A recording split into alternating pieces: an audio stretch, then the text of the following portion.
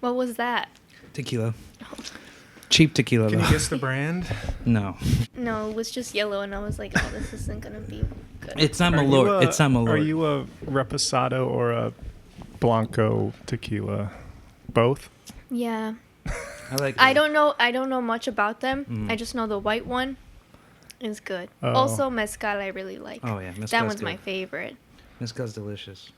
Oh, since it's cicada season, have you guys heard of the putting cicadas in Malort shot and drinking a shot? No. Yeah. I don't know if you're supposed to eat the cicada or You not. are supposed to eat the cicada.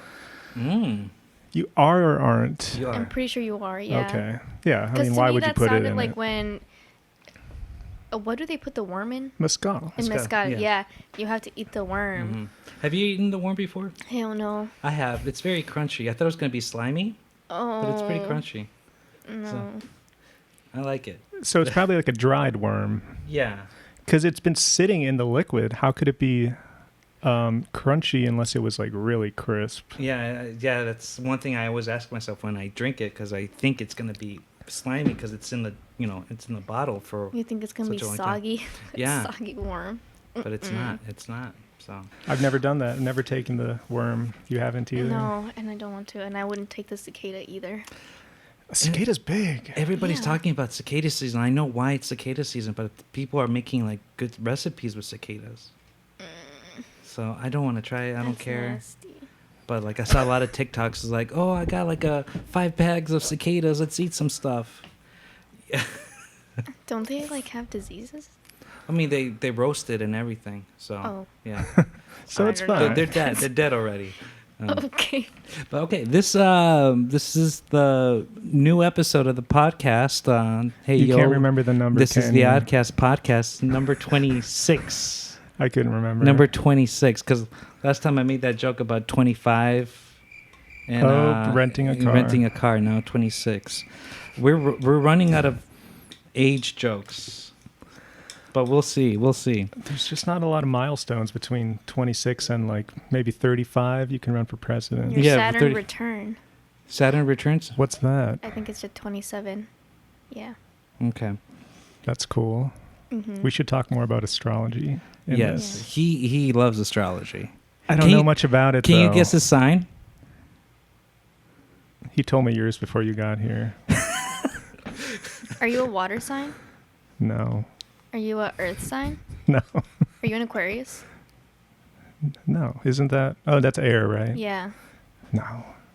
I can't guess. I think I'm an unassuming fire sign. Sagittarius? I think we are the same sign. We are the same sign? Are you an August Leo? Yes. Okay, I thought so. I always like August Leos better because I'm like, we don't go flaunting around that we're Leos, but July Leos, you know. Oh, shit. Okay. I didn't know that, but that makes sense. Before Yeah. we talk about that, let me introduce myself. My name is Oscar, My name is Dylan. and we have Dafne. Do you want to plug yourself in right now, or just talk about that later? Whatever you want. Sorry to put you on the spot. I'll talk about it later. I'm like, Okay. do I have something to plug? Not really. All right. Well, Daphne, we have her here to talk about some very interesting stuff, and we're just going to go with it. Right now, we're going to talk about astrology. Can you tell me the difference between July Leos and August Leos? Yeah, I want to know more about this. Well, you kind of just said it, but I'm trying to think, like, who do I know who's a July Leo Yeah. and can't really I feel think like of too many. July. I have a lot of Leo friends, and it's not because I'm biased, but I think they just match me better because I am like very strong on my morals, like honesty, integrity, loyalty, be loyal to your friends, fight for the people that you love, and I think that Leos also embody that. So, but all of my friends that are Leos are August Leos, and I feel they're more. All of my friends that are Leos, that are August Leos, are also more alternative. Whereas, like, when people think Leos, they think, like, glitter and glam and, like, all these, like, extravagant things. And I'm like, I'm not like that. Mm-hmm. And all of my friends that are Leos are not like that either. But I have met July Leos that are glitter and glam, and they yell a lot. And they're very loud and energetic. And I'm like, oh, you're a July Leo for sure. Because I'm not like very loud and energetic, so I'm like, I don't match that. Like I don't mind friendships like that because then I'm like, no, I can be quiet. But when my friends are quiet, I'm like, now I have to be loud because it can't be both of us are quiet. Somebody has to be loud. But yeah, that's what I think of July Leos. They're like very loud and flamboyant, and they will let you know that they're a Leo because they're like, oh, it's because I'm a Leo. Like, I'm a star. I'm a diva. Like, yeah. I was gonna ask you this, but I think you answered it. But I'm gonna ask it anyways. My niece is gonna be 2 in July. So, any advice you can give me as Is she a Leo? yes, as an Aries man, April Aries, to help a July Leo or to survive a July Leo? She's already explosive as a toddler. Yeah, I know. My niece is also a Leo. Yeah.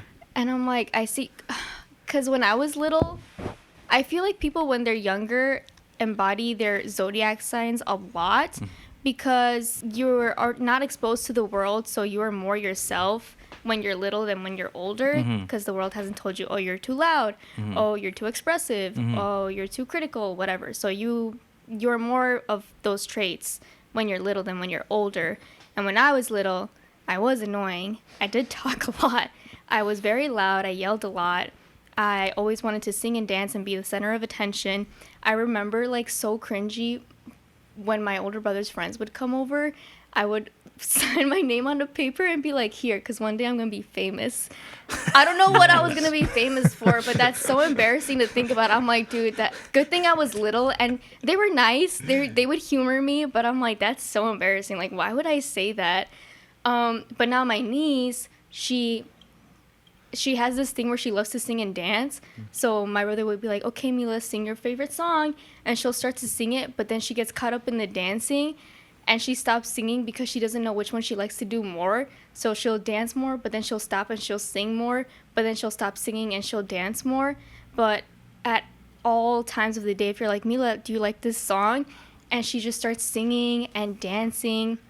She's also very bossy. I don't know if your niece is very bossy when Hold she on. plays with other kids. Let me stop you there. Your niece's name is Mila. Yes. So is my niece, and she's a July Leo as well.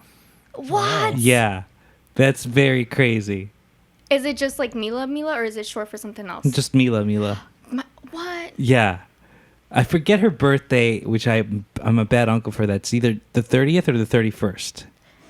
That's crazy. Dude, it's the same as you were saying Mila. I'm like, what? It's like I was thinking to myself, is it short for Camila? Because a lot of people say that. Yeah. Okay, so I'm like, what? No, her name is Mila. Wow. And he was choosing between like Mila or Nova, and I was like, you can't call her Nova because we're just gonna call her Pizza Nova. And then he's like, okay, well, I'm gonna call her Mila, and we're like, okay, well, we're gonna call her Milanesa. And I'm like, anything that he pays, we were gonna make a joke about it. Yeah, exactly. But yeah, that's how she is. And my brother was like, yeah, every time she plays with her cousins, she'll make the rules and she'll be the boss, and she'll be like, okay, but you have to do it like this and you have to do it like that. And I'm like, oh god, like that's so annoying, but that's how I was too. Like, So when do you think you change? Because you said like you feel like the world starts to tell you at a certain point you're too loud or too like flamboyant. preteens. Oh, that's pretty But I'm late. like, maybe I'm a little too hyper, and my friends are not. And I was like, I think I'm a little annoying. And then after that, I kind of toned it down. I was like, I can't be this hyper all the time. It takes a lot of self-awareness, I Yeah. feel like, which a That's lot of true. Leos apparently don't have. Sometimes You have a they lot don't. of self-awareness. You're like the Maybe most it's the relaxing August Leo I've thing. ever met. Wait, when does Leo end? Is this because we're August like towards 20th? the August end 21st, of Leo? right? August 22nd, because Okay. my mom's also a Leo. Oh, how was that? Growing up. To be determined. No comment. My mom has a little bit of narcissism, so, but she also is more laid back than July Leos still.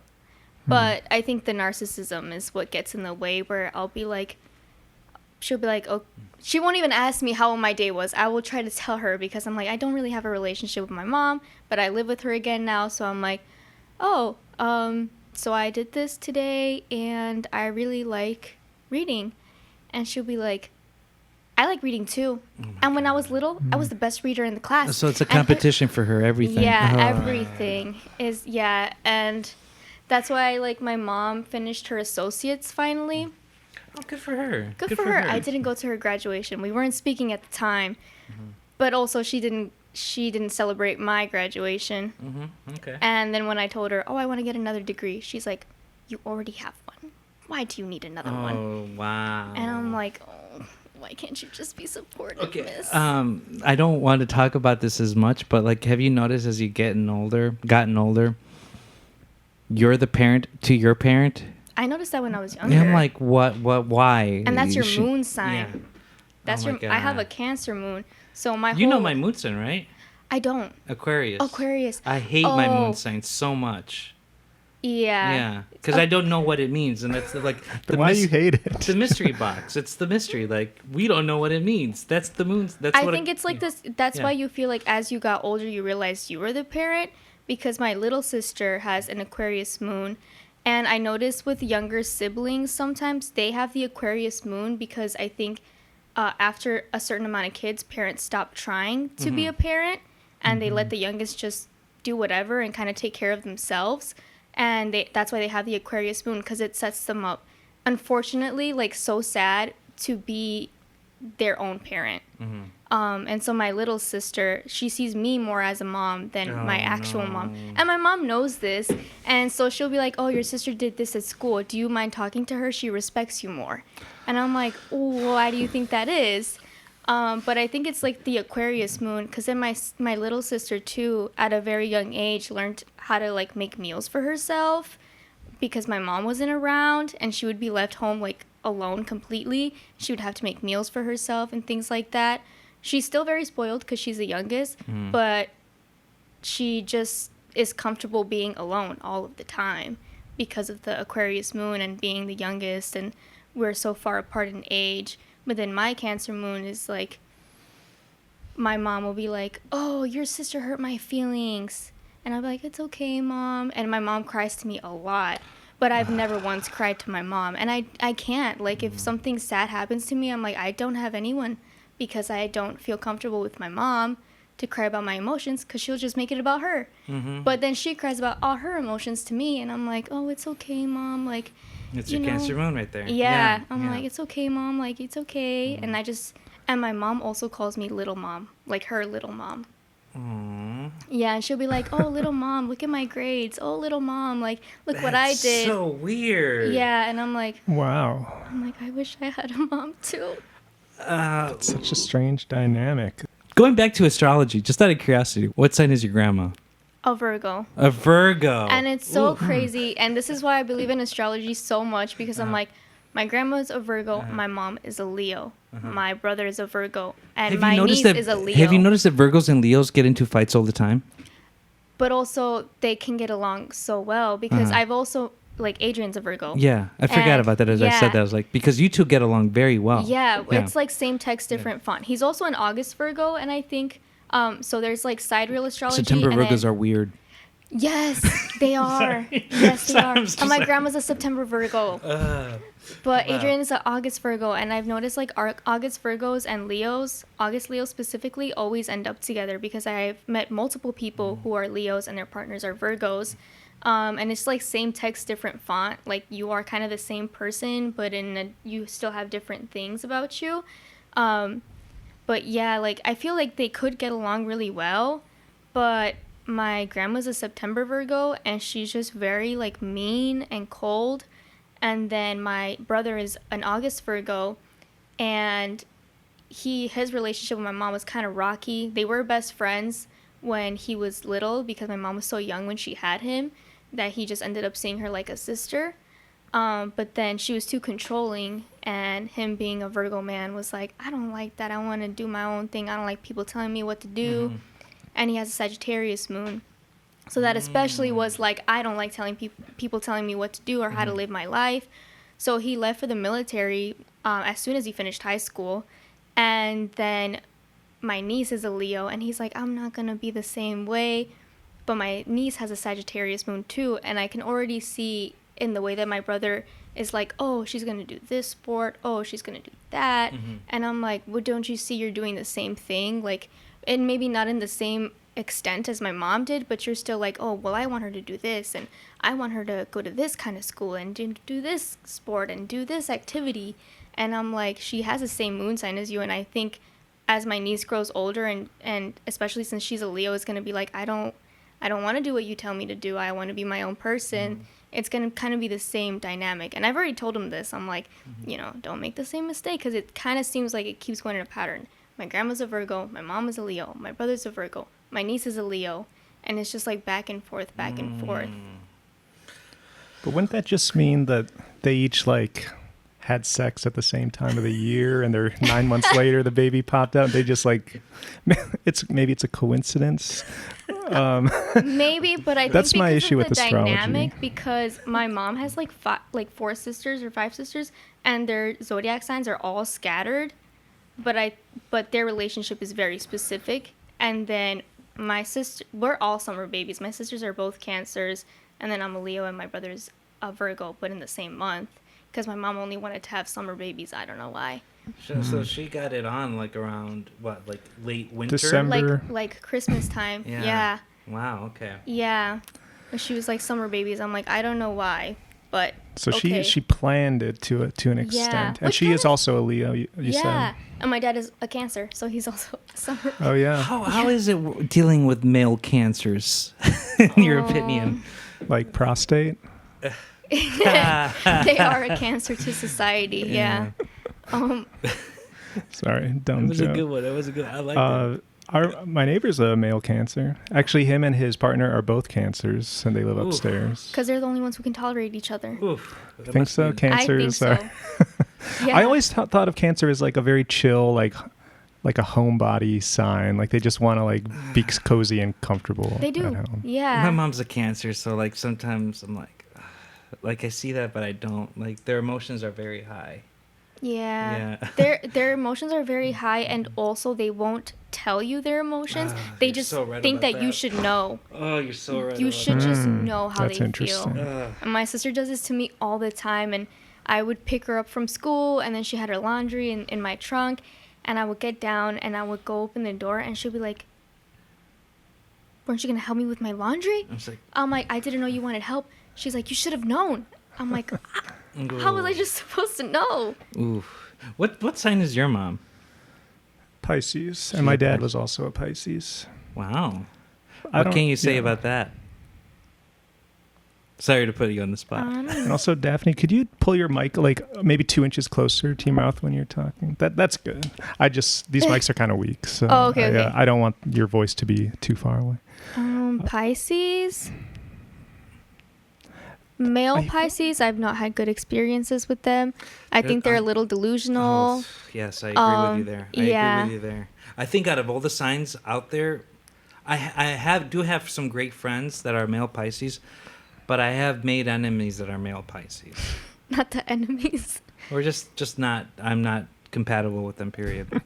Well, So- you are an Aries, so you just pick fights with everyone. I right? don't want to though, but I just maybe it's in my nature, but I really don't want to start fights. That's a funny thing you say that. You say that because people say that I'm not a common Aries, but then once they get to know me, it's like, oh, you're the stereotypical Aries. I feel like for me, common Aries is like you're violent and you punch walls, mostly, and then But I don't. That's do that. but you harmless, don't right? do that, so you're not Yeah. the bad Yeah, Aries. yeah. But you're still very Aries. See what I mean? Because I could see why you would pick fights with people is because you have very strong opinions and you're honest, which is like, I do value that in my friends. That's why I don't mind Aries. But also some bad things about Aries people that I've realized is, let's say, how do I make an example out of this? You don't like someone and you will talk so much shit about them. Oh god, that's true. But then I'll see you in public and you're like their best friend. Oh, I don't know if I'm their best friend, but I'm doing my best to keep it civil. Yeah. So I have to fake it, and I'm dying. Well, I think a lot of on the people do that. inside. It's the mature thing to do. Yeah. But no, but some like toxic Aries will be like, I hate this person, fuck them, like whatever, they're this and this and that. And then they'll be like, oh yeah, I'm gonna hang out with them tonight and we're gonna go do this and this and that. And then they treat them like their best friend, and I'm like, weren't you just saying how much you hated this Wow. person? And they do that with everyone. Not every Aries, just like the uninvolved ones. I've noticed that they do that, and I'm like, oh, like that's what I don't like about them. Okay, well, let's backpedal a little bit. So I wanted to ask you, what got you into astrology? I always liked it since I was little. Like, I'll ask people if they tell me about, oh yeah, I had a best friend when I was like 8 years old and this and that. And I'm like, what sign were they? And they're like, I don't know. I didn't think to ask. And I was like, I knew, because I knew my friends' birthdays. And then I would like see in my little book, like, oh, they're like this sign. So like whatever. So I knew since I was little, like what signs my best friends were. Did you do the whole birth chart and find out their moon and their rising and at that time, planets? no, because I didn't know all of that. I didn't know that until like my first year of college. But when I was little, I did know at least their sun signs, and I knew all my family's sun signs. Is sun sign really the most important? The more I've read about astrology, I feel like the sun is like kind of who you are deep down, which is maybe why you're not like a true Aries in a lot of ways, because you have these other signs. I've been told that rising is more important than your sun. I heard rising like gets Yeah. less important as you get older or something. It's like important when you're young or something.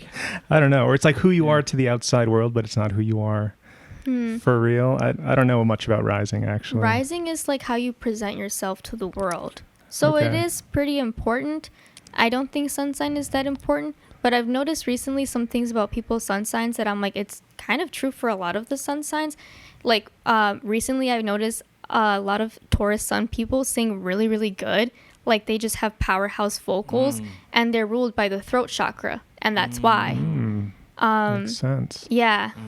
So it's what things month like is Taurus, or what are the dates of Taurus? April, May. that. April, May. Like Adele is a sun, So you were Taurus almost sun. You were almost a Taurus. I was almost a Taurus, but not really. What chakra is Aries? Heart? That's Leo. Leo. And I'm like, yeah.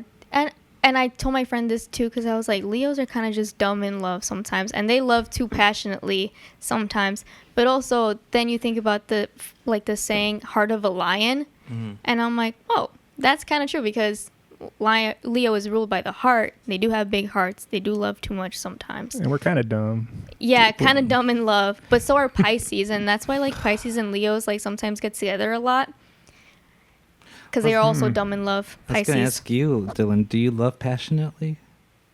I've definitely made some dumb decisions based on love. Based on love. So that checks out. Checks out. Yeah, they be a little goofy. I like Leos will be like, oh yeah, this person did me dirty like 10 times, but I'm still gonna give them a chance. Oh And it's not my until like the God. 20th time that you're like, okay, maybe I shouldn't continue this. But that's how Leos are. But once you do break their little like trust bubble, they're like, oh, I will probably forgive you, but I will never forget what you did, and it will never be the same. But we are a little dumb. Gosh, oh my gosh. It's so interesting because now that we've been talking for the last 30 minutes, like I can see the Leo in you. But when you first got here, and I just met you like an hour ago, I was surprised that you were a Leo because you were more reserved. But I think everyone is like that when they first meet new people.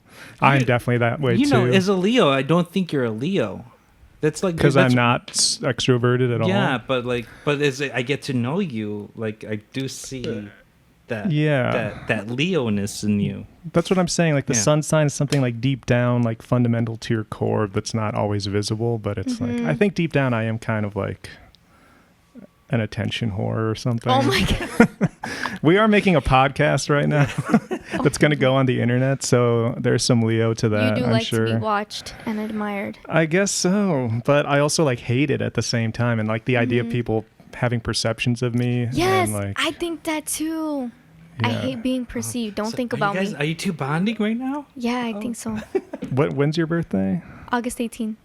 Mine's the 13th. So yeah, you're right at the end of Leo. Yeah, a little bit almost. I almost was a Virgo. I don't know. I think I have a couple Virgos in my chart, actually. It might be my It might be my moon. Virgo, to me, it just means like you're kind of like fastidious and you want to do like good or like want to do stuff right. You're very harsh on something. yourself. Yeah, I think I Yeah. have that. Yeah, I have like a lot of my friends have Virgo placements. I just get along better with the Virgo placements. But I know like people with Virgo moons or risings, when they do something and it'll be like the best thing that you've ever seen, they'll be like, no, it wasn't that good. It wasn't that good. And you'll tell them, no, it was amazing. They're like, oh, please stop. Like, they just do not like to be praised for their work, even though it's like the best work you've ever seen. They're like, oh no, it's not all that. Like, please stop. It's not all that. And I'm like, oh, humble. Yeah, I feel that. Well, doing a little bit of a change right now. So this is kind of a weird transition, but I do want to ask your relationship with religion and how did that transition to what you believe right now? And what is it that you believe right now? Because I don't want to say it's Wiccan or that, because there's a lot of sub levels or not subgenres, but like subcategories of it. Yeah. So I just want to ask how you felt about that and all of that. Yeah. Because I was raised. I mean, I'm Mexican too, so like I was raised Catholic, but Yeah. I'm not Catholic. But I've been pressured by the guilt of Catholicism, and that's part of my whole life now. And I'm trying to deprogram it, but it's very hard. Mm-hmm. And as I notice, as people get older, they find ways to deprogram it. So, what is it that you do exactly to live your life to the fullest? And not be Catholic? Yeah. Assuming that you're a Catholic, No. well, I mean that you Like were raised raised I Catholic. was baptized, but I never had my first communion. Oh wow! Look, Um, good for you. I was. Yeah, and that's because my parents were too focused on their own lives. And I saw my friends when they were doing their first communion had like the little gold bracelet, and I was like, I want a gold bracelet. And they're like, oh, it's because of my first communion. And I was like, okay. And I told my mom and dad, I was like, I want to do my first communion because I wanted the gold bracelet, not because of anything like that. I was like, I want the gold bracelet. And they didn't want to take me. My mom was like, oh, well, your dad gets you on the weekend, so he should take you. Oh But then my dad gosh. didn't want to take me because that was too much work for him. And he also doesn't like going to church, even though he's also Catholic. And I'm like, okay, so I didn't do it. And then I did pray when I was little, and probably not correctly because I don't know, like, I couldn't tell you any prayers off. I couldn't tell you. But I would just be like, my grandma would be like, you have to pray before you go to sleep. I'm like, okay, grandma. So I'd be like, dear God, please take care of my mom and my dad and my sisters and my aunts and my pets and please. But then I was a very anxious child, and my parents should have known this, because then in those prayers I would be like, but what if I ask him to take care of my mom and dad, and then he kills my uncle because karmic, because like that, like I'll Someone's be got like, to get yeah, bad somebody's karma. got to get God. But if I'm asking for my family to be protected, what if somebody else's family is not protected as a result? That's so a then very I'd be like, practical way of looking at prayer. You're yeah, like, so it's then like I'm like, please protect everyone and everyone in this country and in that, and also in this and that. And so I would spend like an hour just at night being like, God, please do, like, but hold on, but don't misinterpret that. Like, hold on, like, don't look for a loophole. Hold on, like, do this and that and that. And it was just really stressful. And also I would pray to God to like end wars and stuff, and I'd be like, please God, like, if you're listening, can you bring world peace, and can children stop starving, and please. And then he didn't, and then I was like, oh, you know what, I don't think this guy's real. Hold on, I'm onto Dang. something. I don't think he's real. And so then I just stopped believing him and praying, because I was like, all these horrible things happen to people and my family too. I was like, you know what? I don't think you're listening, or you're not real. One of the two. So then I just stopped believing. I don't think that I did really believe. I think that I just did it because I was told I had to pray. But yeah, I stopped believing. And how did that transition to you believing what you believe right now? I always wanted to be a witch in the Halloween-y way. When I was little, I loved Halloween. And then when I was in high school, I did get books about Wicca, but they just didn't, I was like, I don't really know why I'm doing this. They didn't resonate, I guess. They didn't resonate with me. So then I just got like books about plants. I was like, okay, let me kind of in the same realm, but like not specifically like Wicca or paganism or something. So I just started getting books on like herbs and things like that. And then my dad was like, oh yeah, that's what your great grandma does. I was like, you are so right. That is what my great grandma does. Wait, the plants are the witchy stuff. She's a witch. She's Whoa. a bruja. She's awesome. a bruja and a curandera, which are two different things. And not all curanderas are brujas, but a lot of them are. Curanderia is the indigenous practice of like kind of like a witch doctor and like folk healing.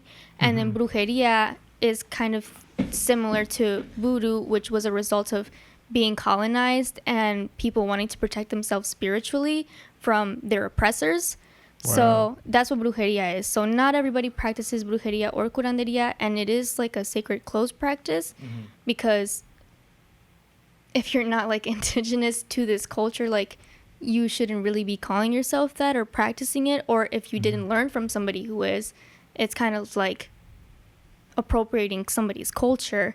But my grandma is a curandera and a bruja. She has a temple.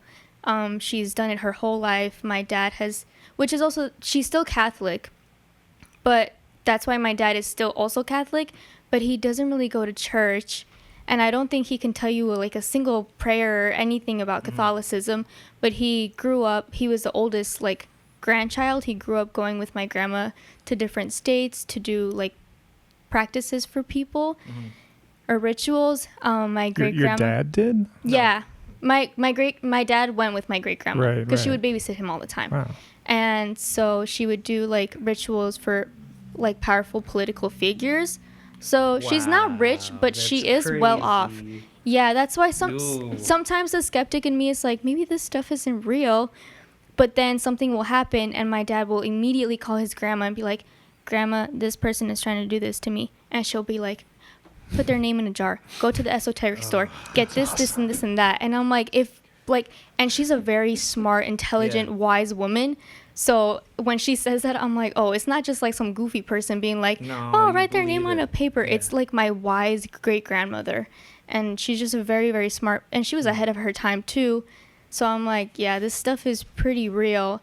And so when I remembered that she did that, I was like, oh, this is kind of just like what I was supposed to be doing.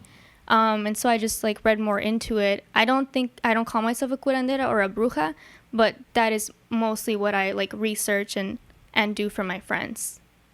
Just as like, oh, they're struggling with a job or something like that. I'm like, oh, let me help you. I can do this thing. And have like results of the things Yeah, I you do? always have results when I do it for my friends. And then I'm like, oh, let me do something for myself. And I have no results. And I'm like, damn. But I also if that's a common thing. Like you can only do it for an for external other people. person. Yeah, I think. Do you think that's your medium? I do. Yeah, okay. I have Virgo North Node and Midheaven, which is like. Yeah, what does it mean? Because we were like, what's what? midheaven? I don't know. Midheaven is like your career, and North Node is the person who you are meant to be when you have like fully evolved into your best self. You are supposed to embody those traits. And Virgo is like a healer, and she's like a mother, and she's a caretaker. So it could mean like with other placements in my chart, it could mean that I was like a doctor or something like that. I'm like, I don't want to be a doctor, but I do want to help people. And then the other placements in my chart are more on the spiritual side. So when you put it all together, it's like I am supposed to help people, but not in the traditional like Western medicine kind of way, more in like the I'll read your cards and I'll give you advice and I'll, give you a little tea to help you, and more in the spiritual sense is how I'm supposed to help people. Okay. Cool. Good to know. Good to know. I have so many more questions, but you seem like you have a question. I mean, if you have a question, go ahead. Like, First, is your great grandmother still alive? And Yes. she's in Mexico, I'm Yes. guessing. What part of Mexico? She was born in Veracruz, which is like the witch capital. Wow. Yeah. Really, Veracruz? Wow. Yeah. Okay, sorry. I don't know He's very what that- confused. Let me Yeah, I explain just it to don't you. So Veracruz is like a state that's like long, by the shore, and there is a reputation that there's two villages in Veracruz where there's a witch battle, There's two like Was your great grandmother so fighting in the witch battle? people say like if you cross that, if you're like doing a road trip and if you cross through that, just be careful because there's witches fighting and, I don't know. This is like my old coworker said this to me a long time ago, and this happened to him. So he said like if you go to this path, just be careful. There's witches fighting and some weird stuff might happen to you. And he told me that this friend happened to him, and he really believes it because his friend is. This is like when he was 17 years old. They were sober. They were like all about science. So they didn't do any drugs or anything like that. But ever since they crossed that path, there was a gnome right next to him. And nobody could see this gnome, just him. And he's like, dude, do you see this gnome? He's like, no. I was like, dude, this gnome is like following me all the time. And this gnome was being a jerk, like stealing all this stuff and just putting it at different places. And he was just very annoyed by this gnome, and especially even more annoyed that nobody could see him and people thinking he was losing his mind. So he called one of his friends or family members who knows this stuff and said, like, man, like I have this gnome and it's bothering me. I need him to leave me alone. And they said to him, okay, this is what you got to do. You got to get him piss-ass drunk. You got to get him super, super drunk. Get the gnome drunk or get himself Get the gnome drunk. Get the gnome drunk. If it's not a real... it's not like you can't see it. No, he can see him, but nobody else can. But okay. So he gave him alcohol. He got super drunk. And then he said, okay, after that, just tie him in a pole and beat the shit out of him. And just say, stop following me. He did that. And then it stopped following him, and that happened while he was crossing the paths of the witches. Yeah. So, oh my like God. I hear the story, and it's like very ridiculous, but I do believe it. Yeah. Part of you wants to, because it's like your friend who doesn't do any kind of drugs, doesn't like drink. He's a scientist, so like already like by default, scientists are a little more skeptical, not really to believe these things. So that's why you're like, well, like if you believe it, like. Hold on, like you kind of onto something. Yeah.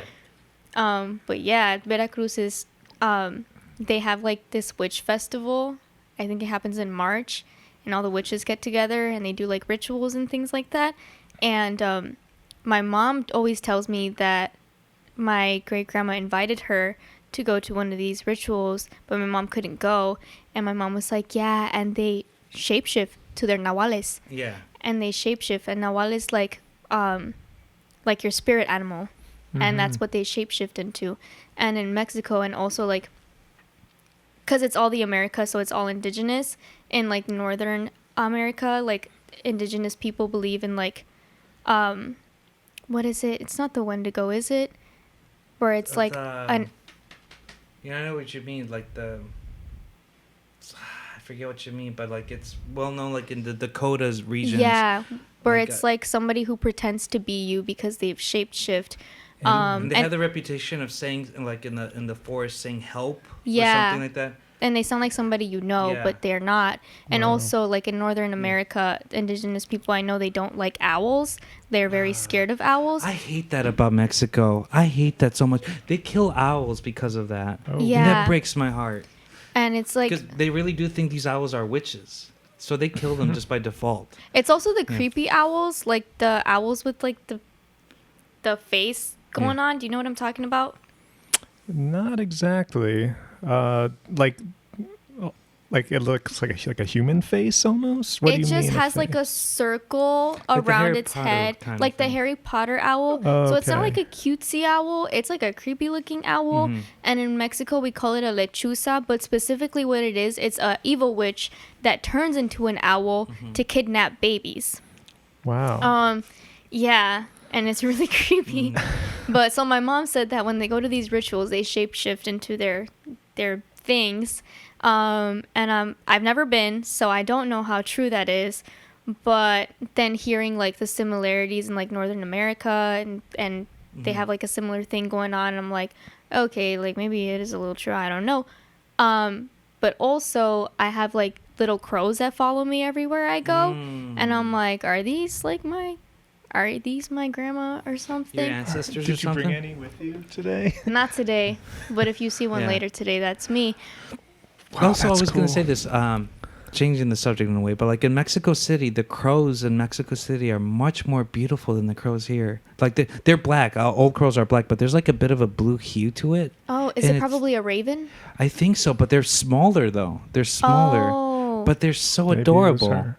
You see Maybe them it's around there with the are pigeons. a lot of different breeds Yeah. of crows and ravens that I Yeah. didn't know. But yeah, I have Corvids. like little crows that follow me, and I started realizing this in the year of like 2018. Mhm. Everywhere I went, there was always like 2 crows. And at first I was like, oh, there's crows, I love crows, whatever. And then it just happened so much. I was like, oh, this is kind of weird. Maybe somebody's trying to tell me something. But when I looked up the symbolism, it was like death. I was like, oh no, who's dying? And both of my dad's parents already passed away. But then I saw my dad, and he was like, oh, I have to go to Mexico as soon as I can because my mom was cremated, and that's not what she wanted. She wanted to be buried. But she was Wow. cremated and living in my tia's living room. And he's like, I just know that she's not feeling easy right now.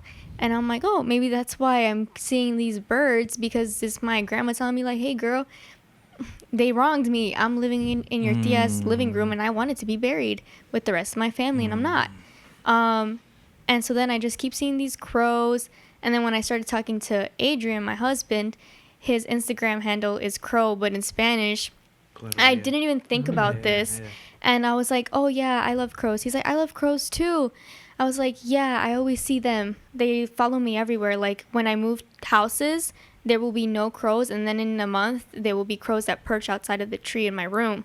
Wow. And he's like, oh, isn't that crazy that now you're dating somebody whose name is Crow? And I was like, well, I didn't think about that, but that is crazy. And then when my niece was born, I didn't get to go to North Carolina to see her for the first time. But my sisters and my dad went, and as soon as they got there and they parked outside, crows perched on the trees and they were cawing. And my sister was like, and so we knew you were here because your birds were here. I'm Wow. like, that's Wow, crazy. that's creepy. And then when I did get to go visit her, I parked my car outside, and then crows and like were there, and they're like, caw, caw. And I was like, what the hell? They are really What the following me. hell? Yeah. What are spirit animals? Or do you believe in that stuff? Or like, what Yeah, is maybe your would belief in crows that? be your spirit animal in a sense? I don't know that it is my spirit animal, because then I had my first tarot reading last fall, which was a couple months after my doggy died. I kept having nightmares that it was my fault because when I had gotten home, my house was really cold, and I thought that that's what took him out and not the fact that he's like 18 years old. But I was like, oh, it's my fault because my house was so cold and blah, blah, blah.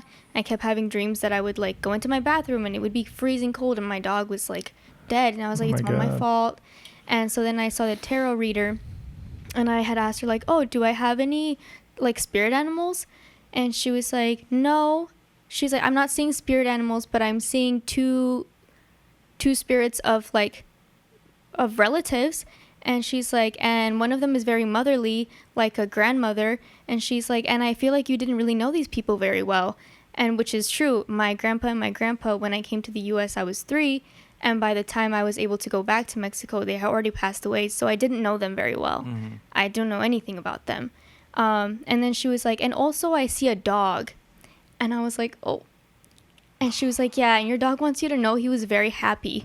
And I was like, that's what I needed to hear, is that at least he was happy in his lifetime with us. But Wait, so a tarot reader said this? So there's not a dog on a tarot card, right? So she she- was also seeing There like is one. she Yeah. had a Moon. scrying ball, okay. like a Okay. crystal ball, like, you know, like Can you see stuff from there? Because people say they can, or is more meditative or anything like that. it's No, for nothing like scrying the movies, purposes. but like they just, Yeah, you it's just see something like. that's what people use like pendulums for.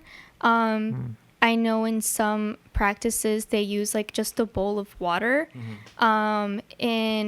In Mexico, in Teotihuacan, which is Mexico City, where there was like the largest indigenous civilization, they Yeah. really use obsidian a lot, and they would have like little scrying mirrors of obsidian, and there's just like black like disc, a crystal, but they would see things in it, and that's what they used for scrying. So the crystal ball is like for that purpose. It's like you can see things if you know how to use it, and that's your medium to use. But that's where she was seeing my dog, And I was like, whoa. Funny you bring that up because when I went to Mexico, they had like obsidian glasses, and I kind of want to buy one, but I buy one once I get my own place. And I'm kind of scared of buying one because I've been told like you can go to the spirit realm if you look at the obsidian glass for so long, because it is kind of like a mirror. You can see yourself, but it's all black. But I was like kind of like thinking like, what if I do that? Like just look in the mirror for 15 minutes straight. Would I be starting to hallucinate something? Yeah. But then people are saying like if you even look at yourself in the mirror for like an X amount of times, you will start to hallucinate. Yeah, in like a regular mirror. Yeah. Yeah. Yeah. So I also know you're not supposed to have like mirrors facing each other because then that makes a opens a portal. portal. Yeah, I know you're not supposed to have like a mirror. do you believe at the that? head Both of your you? bed. Do you believe in that? Like that there's a portal, there's like a mirror self in you, and then like you do notice like you do move, but the mirror's like kind of slowly moves. I haven't experienced anything firsthand with mirrors, but they are weird. Yeah, I don't know if I believe that if you put them like that it's a portal, but something about them being that way is creepy. And my sisters and I had a joke because one of my sisters has like a lot of mirrors in her room. She has like the closet mirror that's like big, and then she would have a lot. And so me and my other sister were telling her like, you opened up a portal, like you're not even the real Joyce. my And then God. at first she thought it was funny, but then anytime she would do something we didn't like, we're like, oh, this is the other Joyce. And then she started getting creeped out, so she took down all her mirrors because we kept Wow. saying, That's it's funny. the other Joyce. That's funny. That's very funny. Mirrors have a power. Have you heard of the Villisca axe murder in like 1910 in Villisca, Iowa, I believe? It was a family murdered in their sleep by an axe murderer, and the murderer covered all the mirrors in the house before he did it. Oh, yes. Yeah, I did hear about that. It's a big like haunted destination these days. Is this inspired by the Amityville horror thing? Well, it's a Or real however you thing say that it. happened. Well, the Amityville, is that how we call it? The Amityville horror house? Yeah, I heard that was based more on of like a true story. hoax. I think. I think that was proved to be somewhat of a hoax. Is this the same story where the guy killed the whole family with a shotgun? No, I think that's related to Amityville, Yeah. but I could be wrong. Which is still mind-blowing. Yeah. How can you kill a whole family with a shotgun and not seeing like a family member reacting or showing some kind of like defense? it's very weird. That's the creepiest thing of that story. Same with the Villisca case, because killing people with an axe is going to be loud in a small house with there's no electricity, Yeah. and yet no one got out of their beds. They were all found in the That beds, is creepy. like they weren't even awake when it happened. Also, when he was covering all the mirrors, like nobody like heard moving and was like, what are you doing? Right. Really, really odd case, and I people think- think it's haunted still. Yeah. Do you believe in haunted I do. haunted stuff? Yeah. Well. Me too. It's like my favorite thing to research is like ghosts and hauntings and stuff. There's some stuff that I'm like, yeah, you're kind of full of shit, but then some things are kind of creepy. But the mirror, like covering the mirror thing, I feel is related to like when people die, you open a window or Right. something so that their so spirit doesn't get trapped. self-indulged. Yeah, I like maybe that was, or also it could have been psychological and he just didn't want to look at himself because he like was like, damn, it's really shitty and I'm a shitty person. I don't want to look at myself. That makes sense. They both kind of make sense, because I've definitely heard the open a window when someone dies things, but I've never heard of it with a mirror. And what would a mirror do if somebody's dying in the presence of a mirror? Would their It spirit would go get into the trapped in mirror? there. I was Yeah. gonna say, would it Got trap trapped? them? Oh Yeah. shit. Yeah. Then they're just haunting the mirror for all eternity. Yeah. Is there a certain ghost or haunting that you two believe in the most, or that you're more fascinated than anything else?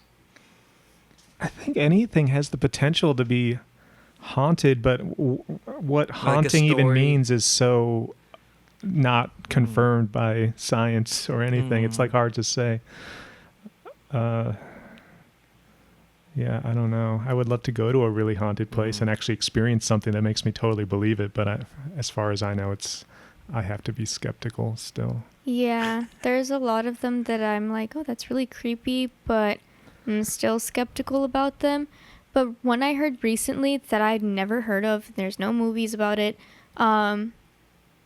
is this like bar place called like Mackey's or something. Oh yeah, Bobby Mackey's Music Yeah. World. Yeah, that one I was like, when they found the journal and then it kind of like matched up with the murder that had happened like 50 years ago that was on the like news coverage. I was like, oh, that one was actually, that's kind of creepy. I don't know the journal story. That they found a journal that Yeah, had, the girl's journal where she was like, oh, I like this man, but my dad doesn't like him and whatever. Where she kind of just says like yeah. the relationship that she did have that people speculated, and then the man that she was having a relationship was killed and things like that. Yeah. Where is this place? Is this like in the U.S.? It's in the south-ish. I don't know. Like Kansas or something. Yeah, Kansas, Missouri, a state somewhere around there. Yeah. It's in the country. Okay. Yeah. There's pretty crazy footage of an exorcism happening at that bar too. That like it makes me think there could be some demonic possession happening. Practice there. Yeah, because a guy who worked there was That's acting really weird, so people thought he was possessed. So they called a priest in, and they filmed the exorcism, and it's pretty convincing footage of possession. He looks totally deranged, but then you start to wonder maybe it's just mental illness. Like a lot of cases of possession could just be schizophrenia or something. I was listening to this radio show called Coast to Coast. And they interviewed this priest who practiced nothing but exorcisms, right? And this is the thing that kind of like makes me feel like maybe Catholicism is the right religion. I mean, you just go with me here because I don't believe that, but just go with me here. Because when exorcisms happen, they always come to a priest or the Vatican or anything to fix that because rabbis can't fix it. I forget the word for Muslim people who are like the equivalent of rabbis. They can't fix it. Every other religions, they can't fix it. They always have to go to a priest and just do that stuff. And you know, when they interviewed this priest, they said there's kind of like a systemic way to do it. You have to get the approval from the bishop, and the bishop has to get the approval from everyone else, and blah blah. So I worry. I wonder like if exorcisms are legit or if it's just a hoax. Or like what you said, like maybe it's just mental illness. I think about that too because I would really like to go to like haunted places and sleep over, and I've like researched like what little equipment I would have to take to like try to get a spirit to talk to me. But also I think with my luck I would get possessed just because I feel like if there was ever a real possession it would be my own, because I have bad luck. And I'm like, and damn, like I can't even be saved by a Catholic priest because I don't believe in that. Yeah. So they're gonna be like, haha. But no. You have the indigenous witchcraft in your lineage that should probably protect you. I will hope so.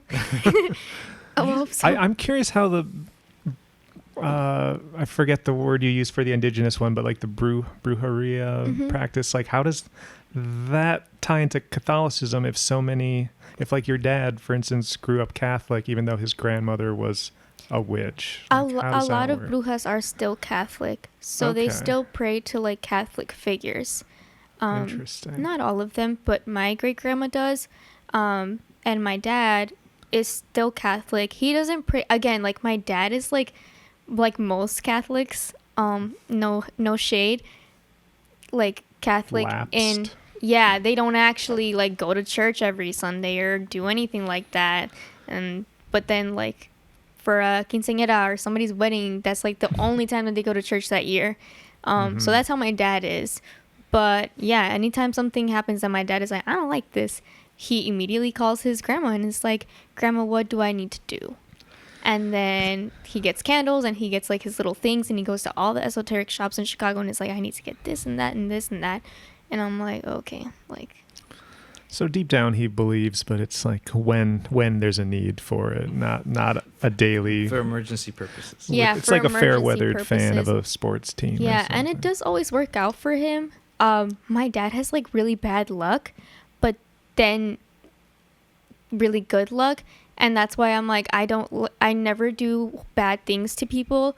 Like if I ever do something for my friends, it's for, I want them to have good luck or they're feeling sad and I want them to feel better. But it's never like, oh, this person hurt my friend, I'm going to seek revenge, because I'm very afraid that it'll come back to me. Because with my dad, I do know that my grandma protects him a lot spiritually, and so things will happen where, like, my dad was at Home Depot, and then, like, the minute that he walked out and got into his car, somebody went in and shot up the Home Depot. And he's like, oh, love, don't go to Home Depot today because they shot it up. I'm like, Dad, are you okay? He's like, yeah, I had already left like a minute ago. And I'm like, don't you think that's crazy that you, like, missed death by this much? Or he was driving one time, and then, like, after he crossed the intersection, a car accident happened in the intersection, and he's like, oh, love, don't drive on Western today around here because I just saw a car accident. It was really crazy. And I'm like, are you okay? He's like, yeah, I missed it by, like, this much. I'm like, so nonchalant dude, what? about it. Yeah, I'm like, dude, what? You don't think that's weird? Like, he misses like horrible things happening to him by this much. And I'm like, yeah, it's lucky, but also, like, you're put in these positions that you should not have been in anyways. Mm-hmm. That's true. Wow.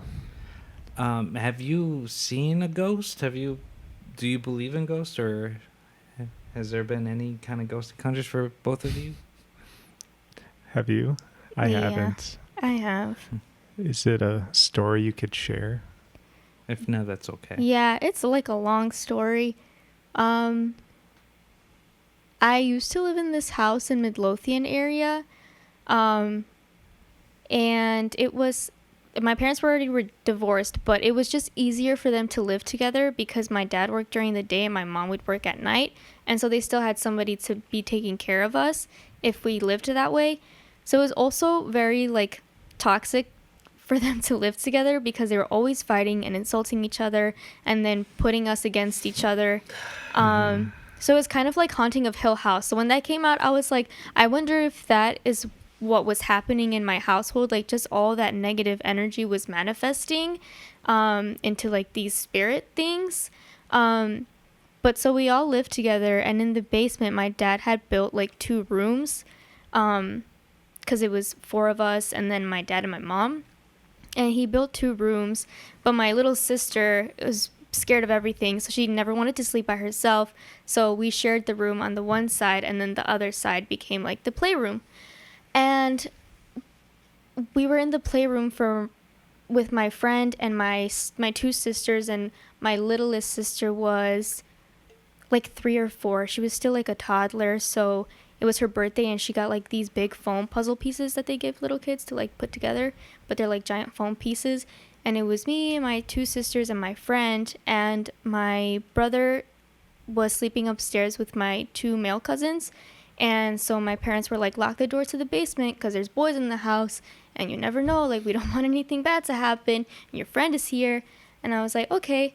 So I locked the door to the basement so nobody can get into the basement. Also, my brother was not an asshole like that, so he wouldn't have gone down there to scare us on purpose because he just wasn't mean like that. So the door was locked, and we were in the playroom, and I was, like, goofing around, and I took a foam puzzle piece and I threw it over my head into the hallway, and then we just kept playing, and then, like, a couple minutes later it flew back in, and I did scare my sister a lot for fun, but when things like that happened, I don't know how to explain them, and I didn't want to scare her even more because I was scared myself. So I just closed the door and I was like, okay, like, I don't know what that was. And then I was like, okay, guys, maybe we should go to sleep. And then we went to the other room and we just, like, went to sleep, but I didn't sleep because I was like, I don't know what that was. Like, that was really weird. There's no way that should have flown back in after such a long period of time. Like, nobody can go down there. And then after that, I had the room that was the playroom, and my sister had the other room, and she would always have nightmares.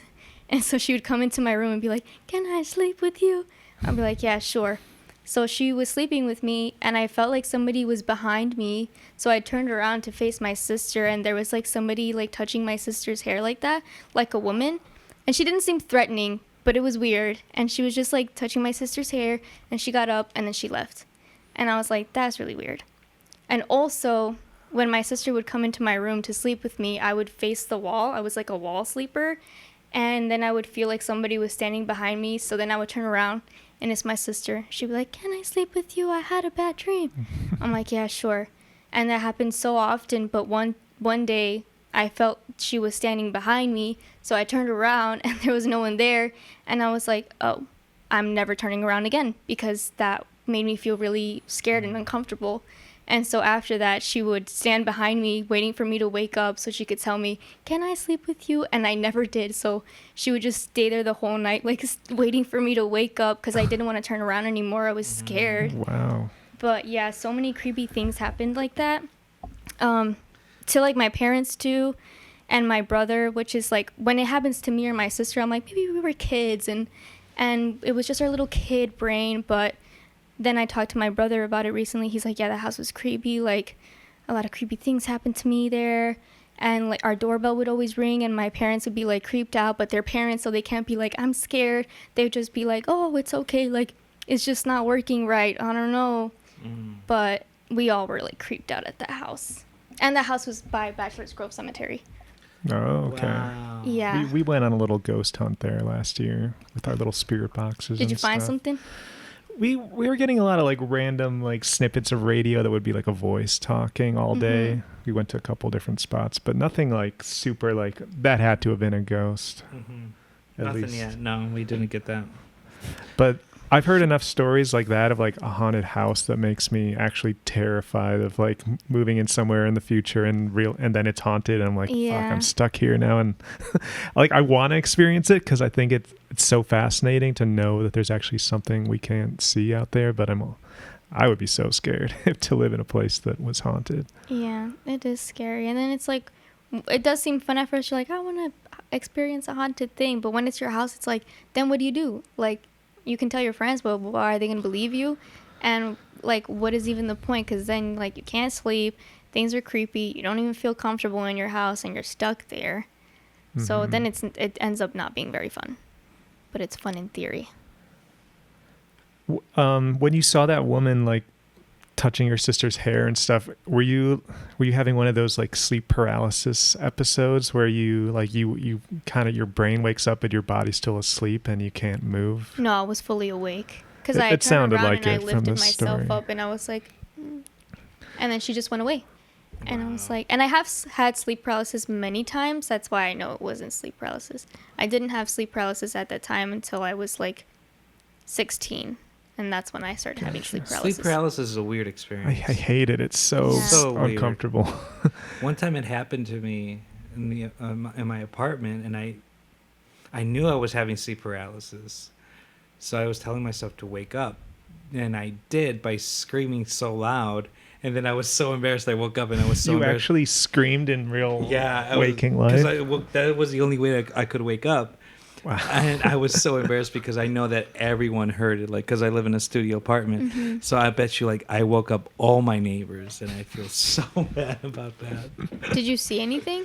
No, I forget what it was, but it was part of a dream. I was like, I knew there was something like putting pressure on me, but I know it was like, okay, this is not a demon or anything. I know this is sleep paralysis. Like, I was consciously aware of that, but I just could not wake up. So it's just a weird feeling. I think I've only had it once, and I remember exactly where I was. I was watching Obama's inauguration in like '08, and I was on the couch sleeping at like 10 a.m. and he was like on TV, and then I was asleep 1 minute, and then I was fully awake, but I couldn't move a muscle, and it was such a scary feeling. I'd never experienced it before. I thought I was like paralyzed. Maybe And you then were just finally I afraid woke that a black president was going to be. Oh, no. No, I voted for him. I was stoked, but I was just tired for some reason, sleeping in the middle of the day. I had really, really bad sleep paralysis. Have you seen like the shadow figures at all I've when seen, you're like, sleeping? whole people like on my bed, like Maybe like they wanting were to kill. real. Maybe, but it was really creepy. And when I was little, I only like to sleep if it's very, very dark. So if like somebody left the hallway lights on, I would get really upset because I can't sleep if I can see like even a little bit of light. So I would turn off all the lights and just sleep in pitch black darkness. But But when I first got sleep paralysis was at my other haunted house, which is like, girl, you've lived in too many haunted houses in this lifetime that I'm really tired of it. Now I do get really scared because I'm like, these things just like stressed me out so much. And I'm like, I don't like it anymore. But in this house, my room at my closet was always cold, like very, very cold. Also, it was cold during like summertime when it was hot as fuck outside and hot in my house, but my closet was very cold.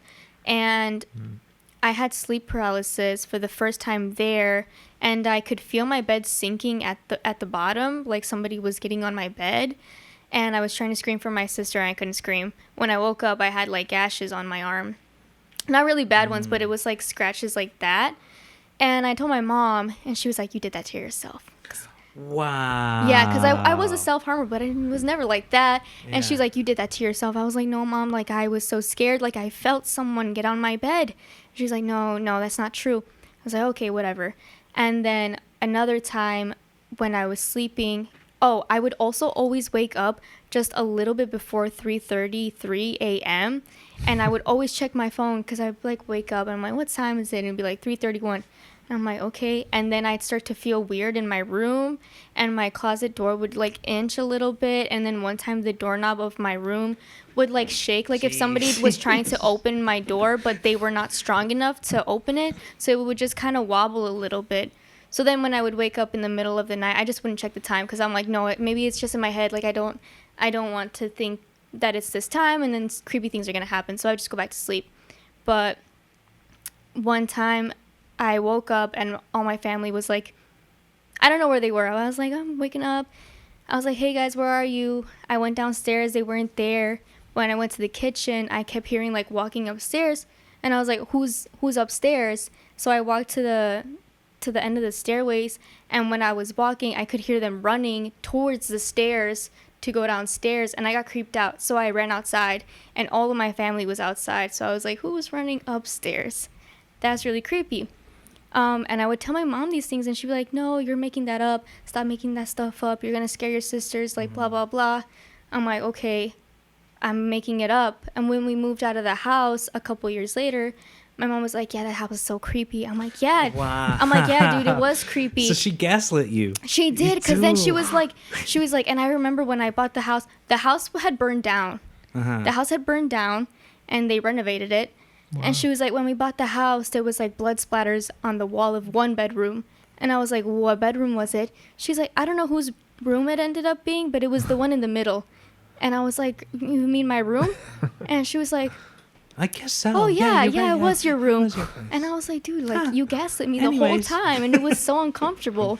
Oh, my God. Yeah, but after that, I had sleep paralysis a lot, especially during my last semester of college. And it got to the point where it was kind of like insidious, where every time you take a picture of the man, like, the spirit gets closer. And so that's how it was. And every time I had sleep paralysis, this creature person thing would inch closer to me, to the point that I just stopped sleeping with the lights off. I slept with the lights on for so long because I just didn't want to see anything anymore. I was like, dude, next time I have sleep paralysis, I'm gonna be possessed. Like, it got so close to me, and it was so creepy. Wow, it's insane. That is. I was going to ask you this, because you said this story one time that as you were a kid, like, you know, you were being a kid, so you didn't know the dangers of this. But, like, sometimes you said, like, ghosts, come here. Oh, yeah. So, like, do you regret that as a kid, or do you feel like you were just being a kid? Yeah, I did do that. We had the crawl space, and I would sit in the crawl space, and I would be like, if there's any spirits, like, you can talk to me. Like, I'm here for you to talk to me, and they never did. But yeah, that was at the Midlothian house. Before or after the basement?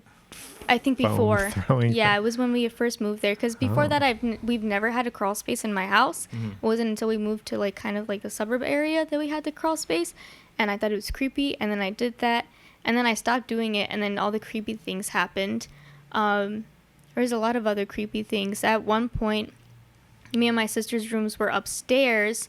Hers was like at the end of the hallway, and mine was like kind of across. And in my dream, my dad had like met another woman and they were dating, but we didn't really like her. Like something fell off about her. So when she left, I followed her outside and her head disappeared. It didn't fall off or anything. It just disappeared. And I was like, I knew it. Like something's wrong with her. And then my sister woke me up and she was like, I saw something in the hallway. And I was like, what did you see? And she was like, I saw a headless person floating to my room. And I was like, oh. I was like, okay, you can sleep with me. And then I didn't know what to think. I was like, I dreamt the same thing that she had seen at the same moment. Mm-hmm. And I don't know what to make of that, but that was very creepy. That is interesting. It's weird when you have similar dreams like that. Yeah. I mean, obviously you wouldn't know the answer to this question, but do you think you're just like more sensitive to these things and that's why you've experienced it at like different houses and everything? Or if you just happen to like live in 2 or more haunted places? Because like it makes me wonder if like something's actually following or attached to you if you experience it with like I don't know, in 2 different places, I guess, because the odds seem low that both places would be like severely haunted. I thought that too, but then after that house that was like burnt and stuff, we started living with my dad at his current house that we've been at for almost a decade now, and that house is not creepy at all. And it's like a 2-story building, but we live on the top floor because he hasn't renovated the first floor. Even the first floor that's like not renovated and like dusty, crusty, even that's not creepy at all. So that's how I know like it wasn't just me being like really scared, or it's not me like just being followed or anything. Like it was really the house itself, I think, because my dad's house is not creepy. Like other than the sleep paralysis I had during college, nothing scary has ever happened there. Gotcha. Have you ever lived in a creepy haunted house? I don't think you've ever told me anything. I don't remember. Nothing that I recall. Me neither. Yeah. Not that I know of. No. I wish I had. Hey, I mean, you're still young, so you'll experience that sooner. But then, or later. if I actually happened, I would want it to be over immediately. I'd be like, okay, I'm done. That's done. enough. Yeah. I experienced it one time. I want to go back to a non-haunted house. You fooled around with the Ouija board once, right? No, I never have. I did. I did. Like, it was very stupid of me. Like, I fooled around with the Ouija board with 2 people. Went in the cemetery and did the stuff. And you had to open and close the gate. What is they say that? And we did that. And like I was scared because we were trespassing. You do that in the middle of the night. You are trespassing, and I don't want to get caught because I'm thinking I'm gonna go to jail and whatnot. But I was also trying to be in the zone. So like as this was happening, I felt like something was like around me. Like I felt like a coldness. And I was telling them, I was like, guys, I feel something. And they made fun of me. He's like, I guess you're the weakest link. It's like I'm the person mediating the spirit. And I got too scared. It's like, all right, let's just close this because we should get going. That was it. That's the only thing I've experienced. But like that kind of taught me like maybe I should not fool around with the Ouija board because that's way too much. So that's the only story I have. It's not that creepy or crazy, but yeah.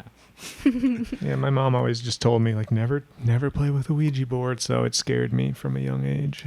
I thought of you of this story because my coworker told me that he one time received a gift of is it Ganesh, the elephant god? Mm-hmm. When he received the gift of Ganesh, because it was just a nice gesture from a coworker, one of his coworkers, bad luck was happening to him nonstop. And after he got it? Yeah, when he received it. And then they he didn't know what was the issue. They started talking with his wife or other family members, and they said, it has to be that gift. So they threw it away or they demolished it, I forget. But afterwards, like, bad luck stopped. Wow. I feel like it's coincidence because I know Ganesh is not that a bad He's supposed to be like good luck. Yeah. And I remember that you have a Ganesh statue at your mom's place. Yeah. So I always thought about you, like, does Dylan have bad luck?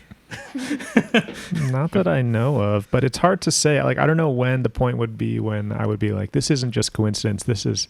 I actually have bad luck. Because bad things happen and then like good things happen and it kind of evens out. It always, to me, that's like the definition of luck. It's random. But if things like your dad's stories of like near-death experiences, that's like too many coincidences, Yeah. coincidences and close calls to be like something would feel weird if that happened to me. But so far, I think I just have normal luck. Some bad, some good. It's just life. That's what it is. I feel like that.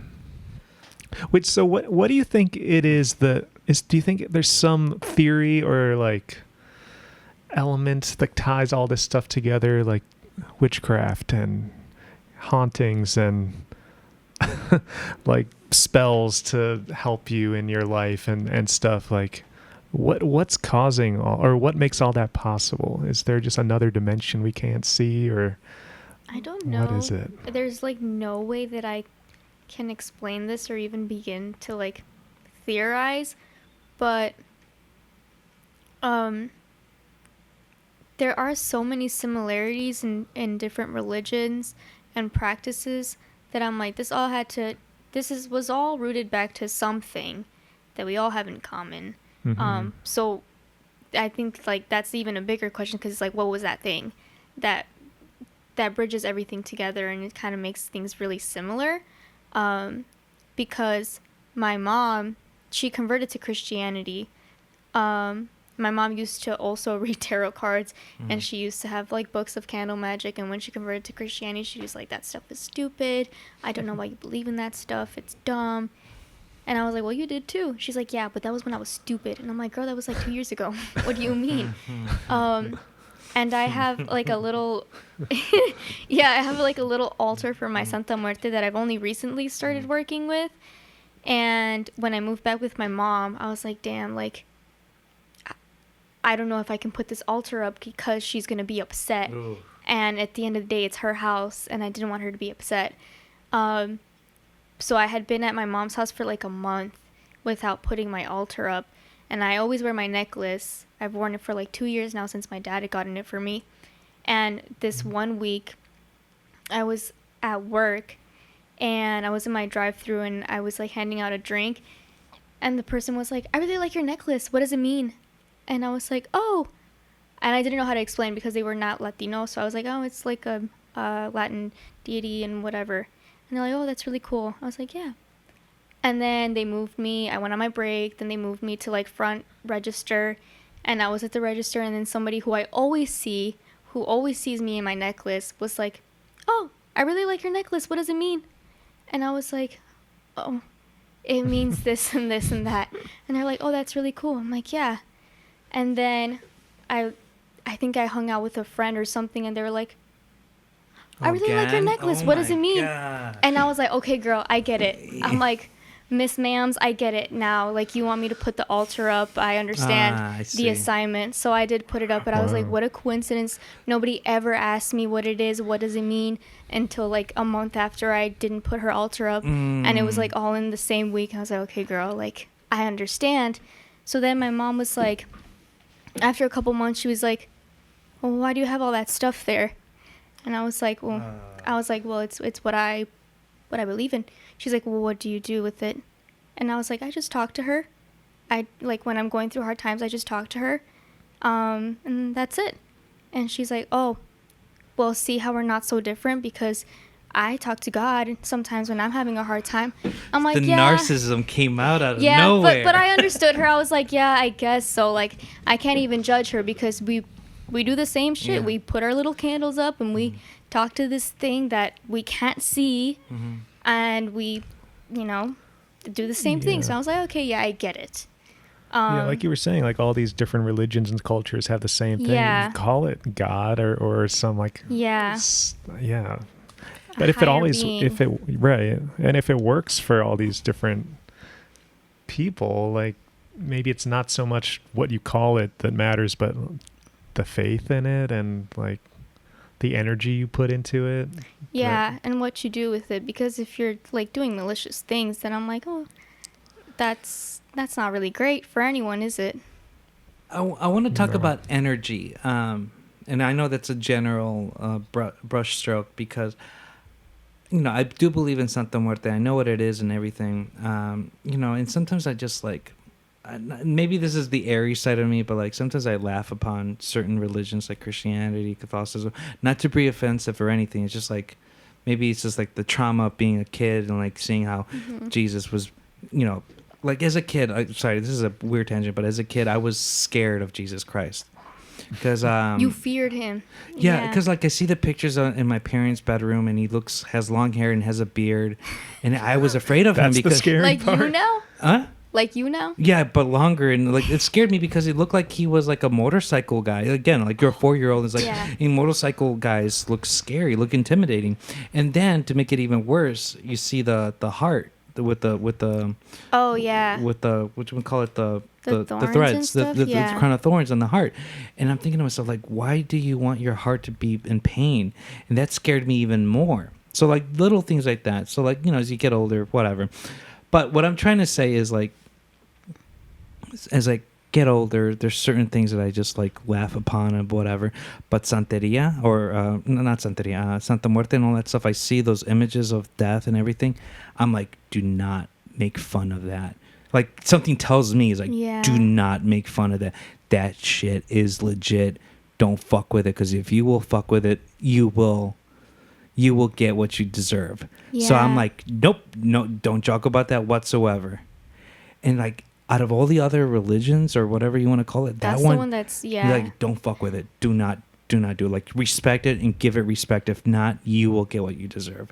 It's like, why is it there's that energy on that religion? Like, there's such a strong energy to it. Yeah. Or is it just me? No, I think a lot of people are like that because that's why for almost 2 years now, I never really tell people that I pray to her, because I'm like, oh, they're just going to think that I'm a bad person or that I'm doing bad things to people, and I'm not. I literally will ask her, like, hey, my brother doesn't really like his job. He's not happy. Like, can we, like, find him something that'll make him happy so that his home life is more harmonious and things like that. But it's because Santa Muerte, people associate her with, like, criminals and, like, the drug dealers, the cartel, but it's because she doesn't judge people. So anybody can pray to her, whether you're good or bad, because she won't judge you, like maybe other religions will, or maybe other deities. And so then all the bad people do pray to her, but that doesn't mean all the people who pray to her are bad, but that's how she's associated. And with Santa Muerte, like, yeah, you don't mess with her. Like, if you mess with people who pray to her, like, bad things will happen to you. They're like her kids. Like, she's a mother. And to me, she is, because I didn't have a good relationship with my mother. And so with Santa Muerte, when I did start to believe in her, I was like, damn, am I just like the Christians and the Catholics? Like, I feel so deeply for this figure who is not real, really, but she is kind of, because people are so scared of her and they do believe in her. But I'm like, this is the mother that I wish that I had, but I didn't, because my mom was always really judgmental. She didn't like the music that I listened to. She didn't like the way that I dress or anything about me. And she still to this day, it's like, oh, well, I wish you didn't look like that, or I wish you didn't do this, and why can't you be like this person's kid and this and that. So Santa Muerte to me was the mother that was not like, I wish you were like this. Why can't you be like that? And she just accepts you. But she has like different colors to her, like Santa Muerte la Negra or la Blanca or la Roja, or the rainbow one or the yellow one, and they all mean different things. But people who pray to Santa Muerte la Negra are people who she calls to pray to her. And she did call to me, and ever since I was little, her little figurines at the stores would always call to me, and I would just stare at them and be intrigued by them. But I was like, I don't know anything about her, like, and I won't never know anything about her. And then as I got older, like, the figurines just kept calling to me more. And when my dad finally was able to go back to Mexico, he came back and he got me my necklace, and he also got me a little, like, statue of an owl, which Santa Muerte, she's always pictured with an owl because it's like her eyes and like her wisdom and stuff. So he got me the owl statue and the necklace of Santa Muerte, and he doesn't know anything about her. So I was like, it's a coincidence that he got me these two things and they're related to each other. So I was like, maybe I should pray to her. But still, it's a lifelong commitment. So I was like, I don't think that I'm ready to pray to her. I have to always, like, be tentative to her altar and give her offerings. And it's just it's a relationship. And I was like, I'm not ready for that. But then I would see her in my dreams, and she's like, you're ready. And I'm like, I don't know if I am. And then I don't know why I decided, I was like, no, you know what? I think that I am. Like, I think the last time that she visited in my dreams, I was like, okay, like, this is enough times of you being like, no, you're ready. Like, I've given you all of the things that you need. So I did. And then my brother has also been called to her. He doesn't pray to her, but he was also called to her. And then when my dad helped me move and he saw my altar, he was just staring at her. And he was like, oh, I like her too.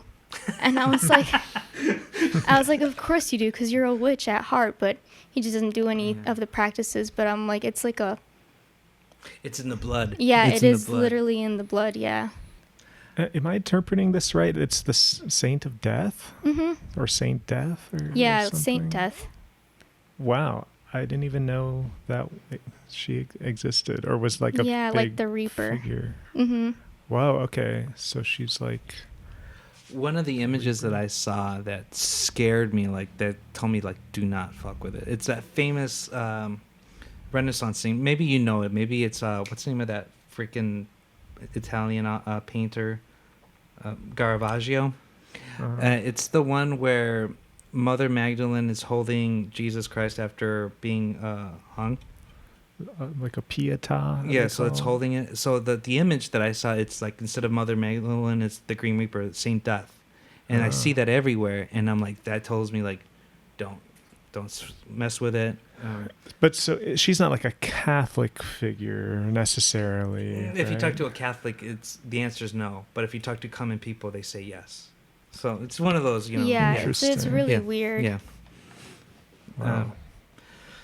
But like Santeria, because Santeria is basically, in my opinion, it's one of the oldest religions, if not the oldest religion, because it's based from Africa, but they had to transition because of all the slave trades, and they trying to still practice their own religion, but they have to mirror it by saying, oh, it's Catholicism, by using these saints, but it's not. It's just all their deities, and I feel like in Mexico they're kind of doing the same thing with brujería and Santa Muerte and stuff like that.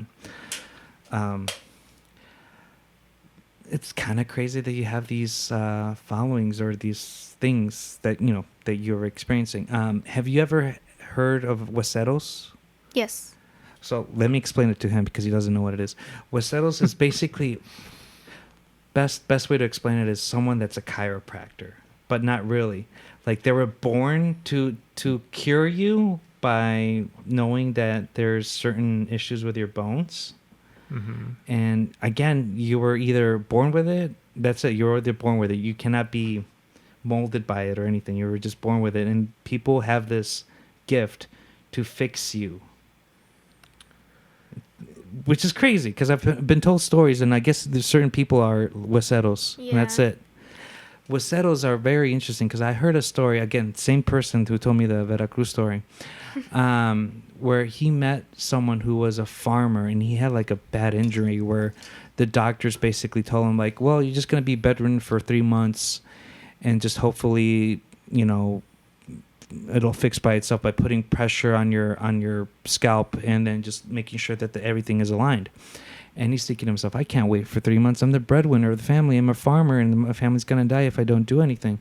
He legitimately, he talked to a huesero, told him the situation, and he says, all right, I can fix you, but I'm just letting you know it's going to be very, very painful, but I'll fix you.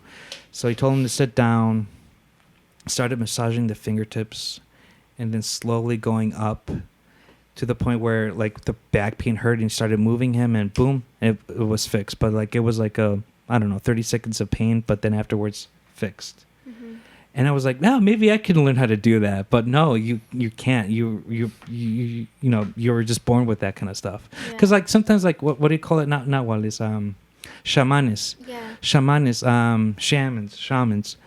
Like they always have like a sorcerer or like an apprentice. And I was thinking to myself, like, do they train them to do that stuff, or were you born to be that, or a little bit of both? I think there's this lady, I read her book for curanderia, where she felt called to it, so she went and sought out like a mentor. So I think in a way, like, they won't just train anyone, but also not just anyone is going to go out of their way to contact these people and be like, hey, can you, like, mentor me? So, yeah, I think it does have to be a calling, and then they just know, like, well, you made this journey. Because I'm like, I would like to go to Mexico and learn from one of them, but I'm like, it's a commitment. I have to leave my whole life here and go there for I don't know how long, and like, you do have to really want to do that. It really does have to call you. So I do think it's a calling. And especially, like, when I talk to, like, I don't have any friends who are into this stuff as well. So I'm always the friend that they're like, oh, Tell me about Daphne, you. Daphne, tell me, And like, you're I like, need I this wanna and I know need that. more. Yeah, they're like, Daphne, read my cards. Daphne, do this. Like, Daphne, can you, like, do this? And I'm like, and sometimes I don't because I mentally am not well. I'm going through a lot of things, and I'm like, I'm sorry, dude, I can't. Like, I feel really sad right now, and I just feel like I cannot read your cards at the state that I am mentally, so I'll have to wait until I'm, like, really, like, I'm okay, I'm happy, like, I'm at peace, and then I'm like, okay, I remember they asked me to do this thing, and I could do it, but I don't have any friends who do that, so I'm like, it is really like a calling. Like, not everyone can or wants to do it, but a lot of people believe in it. But, like, even my friends who do believe in it, they're not like, oh, I want to do that too, because it doesn't call them. Have you met people who do believe in the spirituality of stuff, but then they don't have the common sense of skepticism, which they think, like, everything is a sign? I'm like, no, it's just let it slide. Like, it's not a sign. This is not a sign. Like, I'll give you an example, which I think it's a very stupid example. I had a coworker. She was struggling to find a car, trying to find what kind of car to get. And then, like, as she was trying to contemplate what to get, she's been seeing nothing but Toyotas every day. He's like, I'm getting a Toyota. I'm like, I don't think that's a sign. Yeah. You know? It's just a common car. Yeah. Exactly. So, Sometimes I feel like I'm that way. I'm like, oh, I saw this a lot. But then again, I'm like, no, girl, like, imagine you told that to somebody and they're going to be like, you are delusional. And I'm like, oh, yeah. So let me not say that to anyone, because I'm like, they're going to think I'm delusional. So going back to what you were saying about how you're the one who wants to learn more because you feel like you have the thirst of knowledge, and then in the end, you're the friend that everyone's trying to get because you know more about this than the other friends. So it is a spiritual question, but it's also a mental health question. What do you do to unwind or to get that energy back? Because, again, going back to energy, all that information, all that you trying to help other people is just energy sucking, and it's hard to grab that energy back. So how do you recharge? I haven't really found a way to do that, because I guess when they recently, like, I was asked to do a couple things by a couple different friends, like, last month, and I'm like, all right, I think I can do them if I find a way to recharge, and I haven't found that yet. And it's mostly because I do work a lot, and I still work a lot, and then I'm just very sad about a lot of things. The only way that I feel like less sad is if I do things like, I like watching movies, so I'll watch movies that I really like Shrek. I watch Shrek too much, but also when I'm watching Shrek, like, check on me, because that means it got real bad that I had to watch Shrek again. I still need to watch Shrek in Spanish. I love Shrek. I heard in it's the Spanish. best in Spanish. Yeah, it's so funny, but I Does have the to guy, do. the Shrek, sound like Mike Myers, like the regular Shrek? Does he do an Irish version of an accent in Spanish? No. Or Scottish, I mean. Does that even exist? I don't know how that would work. I've never heard, like, a British person speak Spanish with a British accent. That's They interesting. always just have, like, a regular Spanish accent. Yeah. No, it's just there's a lot of, like, little Spanish jokes or, like, culture jokes that they just adapted in Spanish. That's why it's funny. That's cool. Yeah, little things like that. Does the Yeah. does the lip sync match up? I think it does a little bit, right? Or we didn't. They probably pay work attention. pretty hard Yeah. to, like, make it match, but that's got to be so much hard work to translate that and then dub it in a way that's natural. Yeah. It is good, though. It is, like, Mhm. yeah, it's so funny.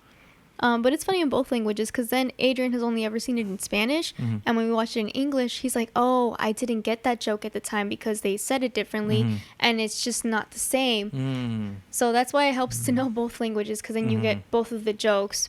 But yeah, in English, it's still pretty good. But that's how I like recharge, is doing things like that. But So I'm assuming you're talking about like how you like make yourself feel good when you're depleted and you can't like help your friends with their problems. So does that mean that all experienced witches have to really look after their mental health and be like not stressed about their own lives so they can have energy to give to others? yeah, well, I can't speak for all practitioners, but the ones that I have met recently, they do take care of themselves. They eat healthy. They like meditate, which is something that I don't do. And I'm like, I need to start doing that because that'll be a little step in kind of recharging my brain and feeling okay. I don't do that, but I know a lot of them do. They go out in nature, they reconnect, they journal. And I'm like, I don't do these things, and that's on me because I'm lazy, and that's why I don't call myself like a curandera or a bruja, because I'm like, dude, I don't even have the discipline to like take care of myself yet, let alone the discipline to like be helping people. I don't have it. But you just listed all the things that like I think as modern people who grew up like with the internet and stuff, we don't do. It's not in our habits. But I feel guilty about all the same things too. Like, don't meditate, don't spend enough time and like just with my thoughts, like recharging. But maybe the human species will just evolve into like, this is the new normal. I think fighting it might not necessarily be the only gateway to spirituality. Maybe it's quicker and like you get more in touch with yourself, but maybe there's a new form of witchcraft you can practice by being like plugged in all the time and distracted. I wish it was like that, because then I'm like, yeah, I would totally have this down. But no, I don't think it works that way. So you have to just be grounded. To the basics, yeah, you just have to be grounded and fully present. And when you're consumed by the internet, it's kind of hard to do that. It's like, because when I want to get distracted by what's going on, I go on the internet and I'm distracted and my brain thinks nothing other than TikToks. Do like TikTok witchcraft or something? Oh, no, not the TikTok witches. Is there any? I'm not on TikTok. I mean, so I haven't seen it, but there is. Yeah, there's everything on TikTok. But yeah, the visual you gave me as you were explaining to this, the first thing that popped in my head is like a Matrix witch. The Oracle is in the Matrix, and she's gosh. kind of like a witch. She can predict the future and stuff. That movie really like made you, right? Yes. So wait, witches can like predict the future and to an extent, or is that something different? Well, that's a fortune teller. That's my other thing. Because, which is what I want to talk about. Travel? It's like time travel and like time is not real. The past and present and future have already happened. Yeah. So I have had like my mom and my sisters and I always have this thing. Oh my God, you okay? That just made my head spin. Oh yeah, it's gonna make your head hurt. Hold on. Keep going. One time when I was little, which I keep going back to because I'm like, I don't know if I predicted the future. I don't know if I projected myself into my dad's consciousness. I don't know what it was. But when I was like 10, I was sleeping and I dreamt that I was seeing like from like if your eyes were a camera and you were like seeing and you can't see yourself, you can just see like what John you're looking Malkovich at. In a way? Yeah, and I opened the fridge and I saw that there was no eggs and I thought there's no eggs. Hold on. Were you sleeping when this happened? Yes, it was my dream. It was my dream and this is what I saw in my dream. And I was like, there's no eggs.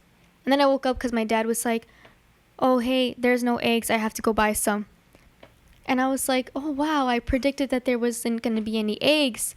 But then as I grew up, I kept thinking about it. I was like, did I predict that? Or was I in, like, because the way that I saw it, it was like I was in somebody's head looking in the fridge and seeing that there was no eggs. And I'm like, was I in my dad's head? Like, present time, seeing him open the fridge and look in the fridge and see there was no eggs and then think to himself, I have to go get eggs. And then he came upstairs and he woke me up and he was like, I have to go get eggs. So I don't know what it was, but I have seen videos of like people being like, oh yeah, when I was little, I was in my kitchen and I felt somebody looking at me from the hallway, and I turned around and they like disappear. I thought it was a ghost. But then years later, when they grew up, they heard something in their kitchen, and they go and they peek in the kitchen and there's no one there, and then they realize they were the person peeking from the hallway, because time has already happened. And so I'm like, are the things that we think are going to happen that we're like, oh yeah, I predicted the future, is it because subconsciously we already know what is going to happen? Which is then goes into my thing about like manifestation. People are like, oh, I really wanted this, so I manifested it. I'm like, did you really want it and you manifested it? Or subconsciously, did you already know it was going to happen, so you kept thinking about it? Yeah, that's a different conversation, because I have qualms about manifestation. Like,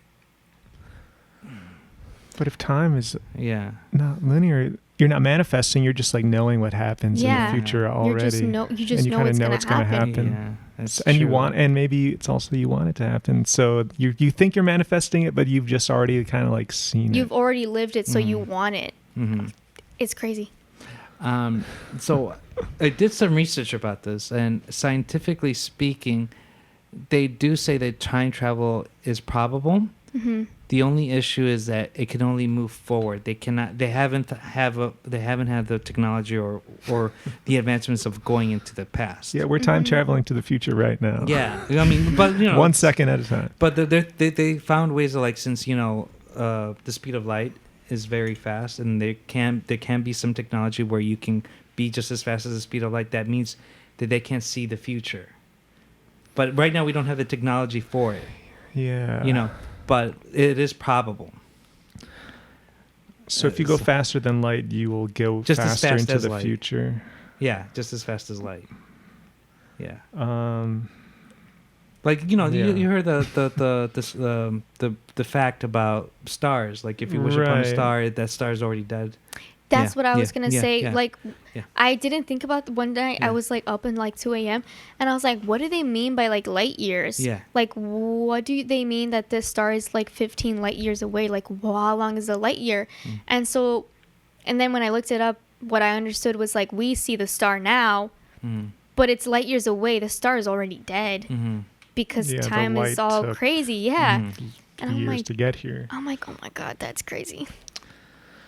So we're looking into the past all the time, because the stuff you look at, if it's far enough away, you're seeing the light it emitted however long ago, and it could, if it's far enough away, it's already dead.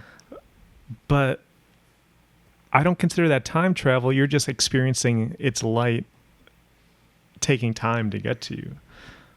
But if time here's my, like, what is consciousness then? If time has already all happened, past, present, future, it's already existed, why do we only experience this one moment? Because if our human brains consciousness- can only, our brains can only handle experiencing things in past, present, and future. Which brings me up to this topic. Sorry if it's getting very chaotic.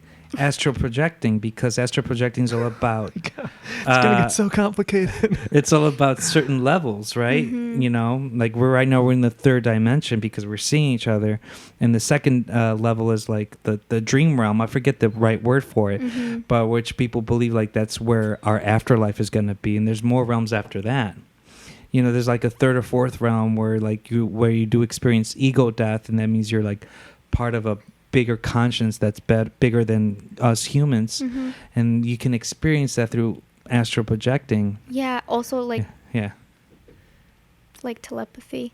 Telepathy. Yeah. Like Yes. when you reach the fifth dimension, Yeah. when you're at this higher consciousness, you can just communicate with people telepathically, which I have done, and sometimes it feels like intrusive, because I've had like my friend would think things, and then I would be like, do you want to do this thing? And she'd be like, oh, Girl, how did you know? How did you know I was thinking that? I'm like, oh, I don't know. Like, the thought just popped in my head. And she'd be like, okay. And then I just kept doing it over and over. And she was like, oh, I didn't let you think in my head. I was like, I'm sorry. Like, when you put it that way, it does seem like intrusive. Like, I'm getting in your head and I'm like knowing all of the things that you're thinking. And I'm like, damn, that's kind of like a invasion of privacy. And I do it to Adrian a lot, and he'll like think of a joke and I'll say it, and he's like, "That's not fair. I was gonna say that." And I'm like, "I'm sorry. Like, you should have been faster than that, I guess." Are you doing it on purpose though? No, or it it just like, happens naturally? It just 'cause- happens. It's like these thoughts in my head, and that's why when I know things, I don't know how to explain them to people. Like if I think somebody's lying to me about something, a thought will just pop in my head, and I had to start learning how to differentiate whether it was my own thought or like a higher being thought. And I'm like, well, I have no reason to think this. Why would I think this of them? And then I wouldn't know how to bring it up, because I'm like, if I tell them, they're gonna be like, how do you know that? Like, are you looking through my stuff, or are you like doing this and that? So I just would keep it to myself. And then when I would tell them, like, I know you did this, they'd be like, how do you know that? Like, that's an invasion of privacy. Like, how did you find that out? And I don't know what to say other than the thought just popped in my head. So do you practice that, or like how does one get into the fifth dimension? Like raising your frequencies. How does one raise their frequencies? I know that's again about energy talk. Yeah. Because like Tesla said, like if you want to get to know the universe, you'll know that it's all about energy and frequencies. And he also said, like, the meaning of life, or the secrets of the universe, you have to know that 3, 6, and 9 is like the numbers to figure out, which I don't know what it means. That's crazy, because when my friends have birthdays that have the numbers 3, 6, or 9, I always get them confused. And so my friend's birthday would be like the 26th of December, and I would be like, I don't know if it was the 23rd or the 29th of December. I thought I was just dyslexic or something, and I kept confusing the numbers. I was like, when it's 3, 6, or 9, I always confuse when their birthday is or when something's happening like that. But like the frequency thing, I know it's different levels. So low frequencies, like if you're a straight up hater, like you're a mean person, all you think is negative thoughts or jealousy or insecurities, and then the more at peace you become with yourself and others, and you only think like love and positive, which is also like, nobody ever just is full of love and positivity. Like, people go through things, like, they're human. But when you start to reach like, oh, you mostly exude love and positivity and kindness, you raise your frequencies to that higher level. And I think that's when you become in this fifth dimension, where you can also communicate with other people who are also in this realm of frequencies and dimension. Okay. I've heard that before. People saying like, "Oh, you're a low vibration person." Yeah. I'm like, I never really knew exactly what it They meant, said but that to you? just described it. They said it to you or to someone else? I've heard it about other 'Cause that's people, kind of but maybe insulting, people right? think, Like, damn, they think you're a hater. I think that's I could tell it's like a negative thing, but now I kind of understand more what it's referring to. So can you just raise your vibration level just by exuding positivity and being through meditating, I'm guessing? You can exude positivity and be like, oh yeah, I'm so happy, but internally you're like so It's sad. gotta be And genuine. you have to actually take care of yourself. Exactly. Wow. And do you think there's like a karmic thing where the more of a high vibration you put out, the more it comes back to you, and vice versa? Like if you're low all the time, it's like makes your life low? Or I do think that, but also like based on people's astrology, like Adrian always has really good luck. He always just gets what he wants, and he's not he's kind and he's a good person, but he's not exactly like, oh, I'm gonna volunteer for this, oh, I'm gonna help these people. He's not like that, but still he has really good luck, and he has a Capricorn rising, which is ruled by Saturn. So usually people who are Saturn ruled either get really bad luck or they get really good luck, because Saturn is the karmic planet, and so karma is especially real for them. But Adrian is just super lucky all the time. He always just gets what he wants. I'm like, that's not really fair, because you didn't even do anything to deserve that other than just exist. But he must be like a genuinely good person, though. Well, he is. He is genuinely good, but so he's on that high vibration. But he wouldn't donate his He does have high vibrations. Yeah. He does. I see that. Yeah, but he wouldn't like donate his organs or something. You know what I mean? Yeah, that's true. That's true. He wouldn't. Yeah. He's very logical. If that makes sense. He's too logical. Yeah. He's too logical. Yeah, like when I met him, and we just have so many things in common. I'm like, you know what? I think you're my soulmate. He's like, I don't believe in that stuff. I'm like, okay. But I'm like, but it's like a coincidence that like we met in these things. He's like, no, I don't believe in that. And then he'll be like, you know what? You are like the girl version of me. Like, I always wanted to be with somebody like you, and I'm really glad that I met you because you're like another version of me. And I'm like, yeah, like a soulmate. And he's like, no, I don't believe in that. I'm like, then what is it? Then what is it? I went to a TikTok, and I think it was a TikTok, and they asked a question to some like mediator, and they said, "Is there such thing as having more than one soulmate in your life?" And they said, "Yeah." I was like, "Oh, good to know." That's my only thing I want to share. Yeah, you can have a lot of soulmates. Like your siblings could be your soulmates, and another lifetime, like your mom could have been your child, which explains like maybe the relationship dynamics that some people have with their parents. I do think in my past lifetimes I was my mom's mom, but I also think in past lives, like my mom and like my niece were probably sisters because of the kind of relationship that they have. Or my mom and my sisters, I do feel in a lifetime they were sisters because the way that they bicker, I'm like, girl, not even me, and they're my sisters, not your sisters. So for that to happen, do you think like through lifetimes you stay connected to the people who you're like Your supposed family. to be? Yeah, like your family stays together. Yeah, which is the other thing where you were like, oh, is it like karma if you're a good person and the frequency things in the fifth dimension? When I looked this up, I saw that if you in this lifetime don't reach the fifth dimension, you reincarnate because you have to keep trying and trying in every lifetime to be a better version of yourself for yourself and for others and for the world. Which is like when people are like, what is the purpose of life? Like that's what I think it is to be in tune with everything and to like, and it's getting harder now because of internet and all these things, but to disconnect and to be in tune with ourselves and with others and to just feel love for ourselves and for other people and to just be harmonious, which is getting increasingly harder with all the things going on. But if you don't do that in this lifetime, you reincarnate because you have to do it again and again until you finally become that higher consciousness. And I think that's when you become like your family's like guardian angels and things like that. This is my question about reincarnation, and it's going back to time traveling in the conscious level. Let's just say you die and you reincarnate. Will you be reincarnated when during that time you die, or will you go back in the past and then start a new life at a different culture, a different environment and everything, and you start doing it again?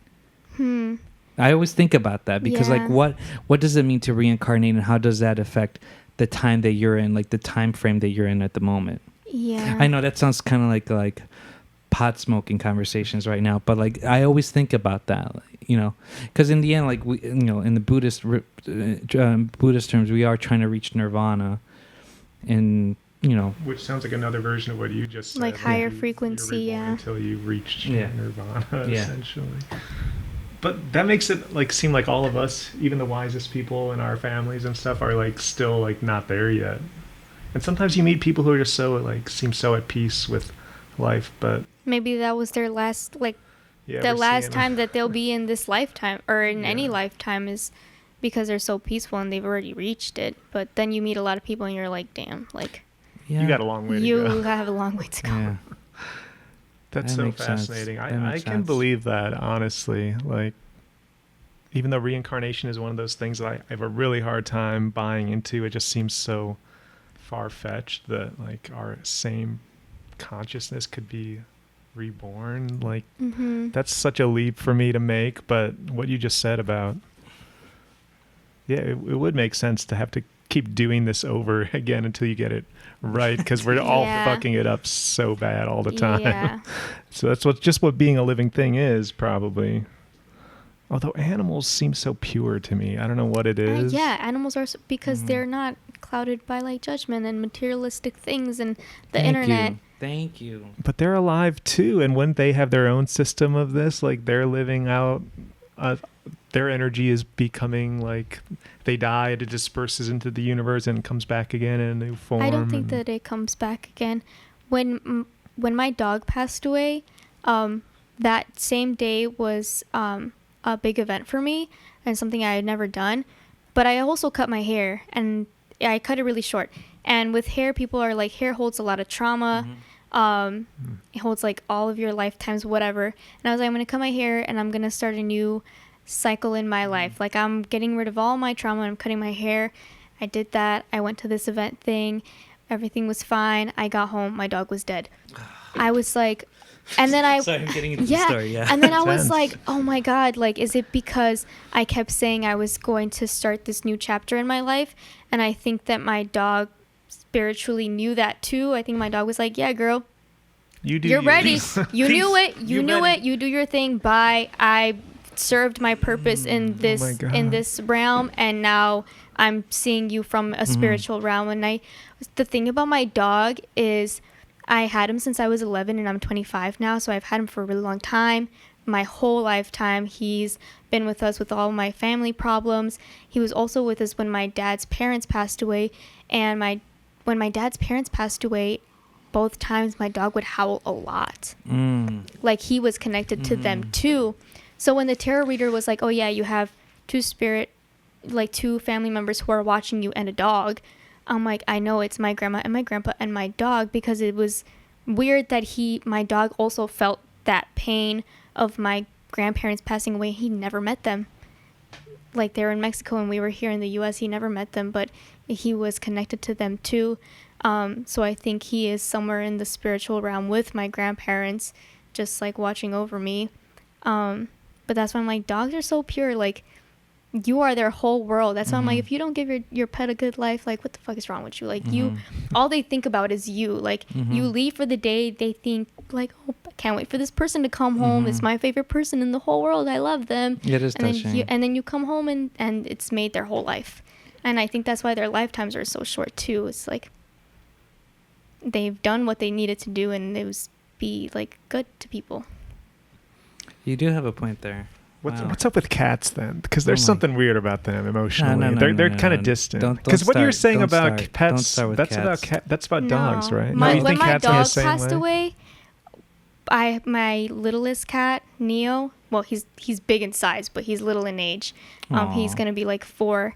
When my Aw. dog passed away, and I was so sad that night my cat just slept on me and just kept like kneeling. Purring Yeah. and all that stuff. I think he knew like I was sad, and he also Aw. grew up with my dogs, so he's also very attached to my dogs.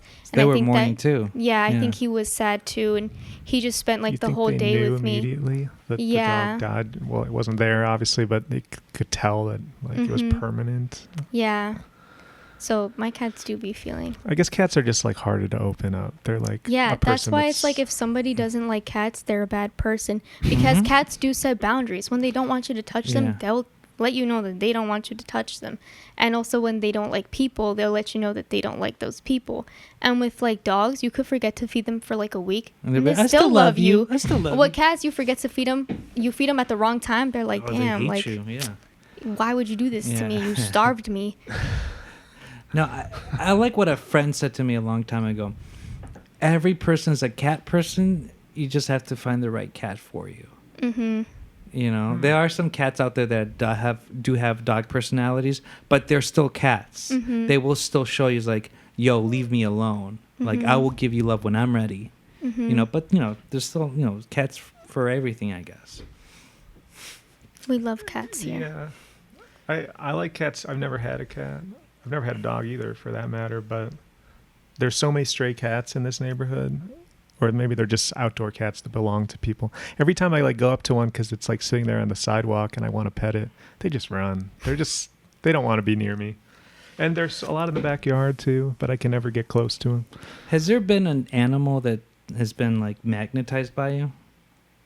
Like the animal like wants to be near me, Or you just noticed that the animals are close to you? Could it be No, crows? I mean, like Dafne the with cats crows? around here, but they run when I get close, so that's just random. No. No? Okay. You? Cats. I've seen cats. That's it. Yeah. That's it. And you've owned a couple cats in the past before. So What? you've had cats as a pet, so you've developed. But a the bond thing is, with like, them. I didn't care for cats until I had one, and now I'm a cat lover, and that happens. I don't know. It just happens. You like them more than dogs, right? Yeah, because Is that because they're like lower maintenance in a way? Yes, a huge part is lower maintenance, and then also cats, in my opinion, they teach you more about yourself emotionally. That's a big statement. How do they Because- teach you about yourself? Well, it showed me about boundaries, like you were saying. Yeah. Because dogs don't have any boundaries. Dogs do not have boundaries. And No. and then Wow. and when you start loving someone in general, from a person, whatever, you have to learn that everyone has their boundaries. And if you don't respect boundaries, that's not love. That's more narcissism or lust or whatever, you know? So that I learned that through cats, which is a weird phrase to hear, but like I just enjoyed like okay, how about this? When you find the love of a cat and you know that that cat loves you, it's more rewarding than the love of a dog, because a dog will give that love to anyone else. But I, don't do think not that's want. always I true. do not want to diminish the relationship of a person and a dog, though, because that's also very, very tight. Yeah, dogs do have their favorite person. Yes. So do cats. But it's Yes. just harder to get a cat's trust Oh yes. than a dog's. But I've noticed this. Okay, sorry for generalizing. Almost every cat person I know love dogs. Yeah. But almost every dog person I know doesn't They care don't about like cats. Yeah. I'm like, come on, like, why? Yeah. There's My gotta be mom's cat my lovers. mom's favorite is dogs. She's a dog person over a cat person, and me and my sisters we love dogs too. We have dogs. We've had dogs my whole life, Yeah. but we love cats too, and we have so many cats. But we're like, it makes sense that my mom likes dogs more than she likes cats, because she can neglect her kids as much as she wants and they still gonna love her. And you could do the same with dogs. You can neglect them as much as you want and they're still gonna love you. Mhm. But cats, you neglect them and they probably wish you were dead. Wow, this is changing my perception of cats.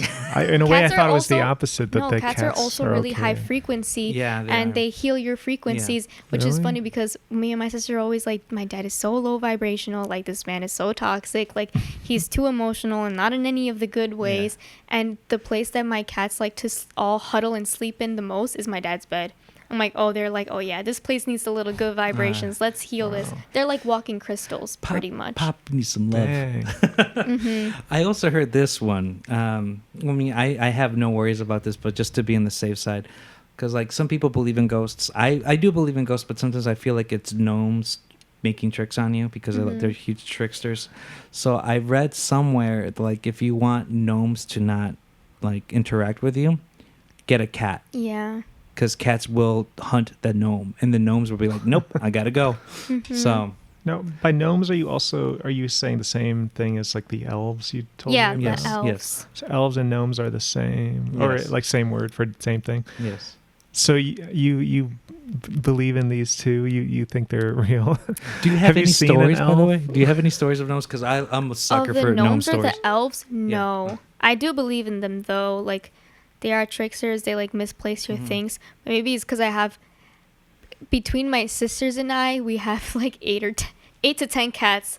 I'm not gonna count them all, but we have so many cats. Wow. And we've always had cats, and I do think they're good like spiritual protectors. Like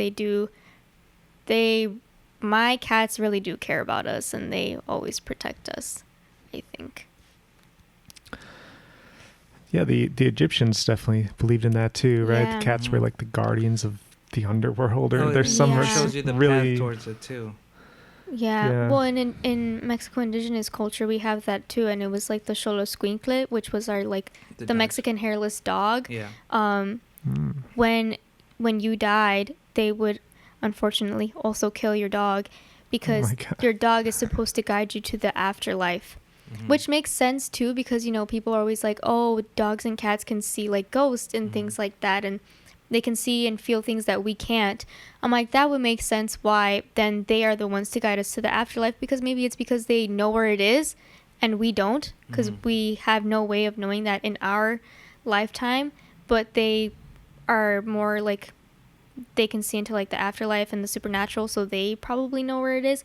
And that's why, like, when your dog passes away in our culture, like, your dog waits for you to pass away so that they can go with you and guide you to the afterlife. So that's why when my dog died, I'm like, oh, I'll see him soon. It's Sure, he's also, waiting. it's also Wow. interesting because in Aztec traditions, they like this. There was a lot of stray dogs back then.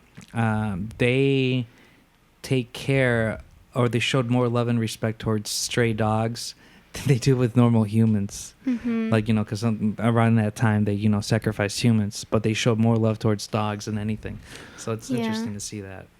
Wait, speaking of Aztecs, you brought up another name for Mexico City is Teotihuacan. Teotihuacan. That's the Yeah. Aztec capital, right? No, Yes. yeah, kind of. That's like, that was a civilization. That's what it's called. That's where all the pyramids are in Mexico City, Yeah. specifically. So is it the same like geographical location as where the Aztec capital was? 45 Mexico minutes City? away. Oh, okay, so it's pretty Yeah, close. And but what same name, same in Mexico? Do they call Mexico No, City? You're thinking of Tenochtitlan. Yeah, I think Yes, I am. yeah. I thought Yeah. that's what you Yeah. said. Oh, What no. did you say? I said Teotihuacan. Yeah. Okay, Yeah, they so sound they're really similar. Very, very similar, but But they're different. 45 minutes away? Yeah, they're 45 minutes Okay. away. Yeah. What's the difference in like translation between the two Oh, I words? forget. Is there a difference? Isn't Tenochtitlan something like the land of the turtle shell, like the land of the turtle shell or something like that? I forget what it I'm not meant. sure. I Yeah. just know that in Teotihuacan is where the moon pyramid Yeah. is. The moon and the sun pyramid. Yeah. Yeah. Yeah. And that's in Mexico City Yes. proper. Is there a lot of like ancient like ruins and stuff in the city? Yeah. Yes. Yeah. They're still finding some new stuff Yeah. too. In the Whoa. downtown Yeah. of Mexico City, there's a ruin. hmm Yeah. Which I wanted to go, but they closed on Mondays, and every time I go there. Yeah. Yeah. We too. They were closed when we went and we Yeah. couldn't go. Mm. But yeah, there's like the ruins.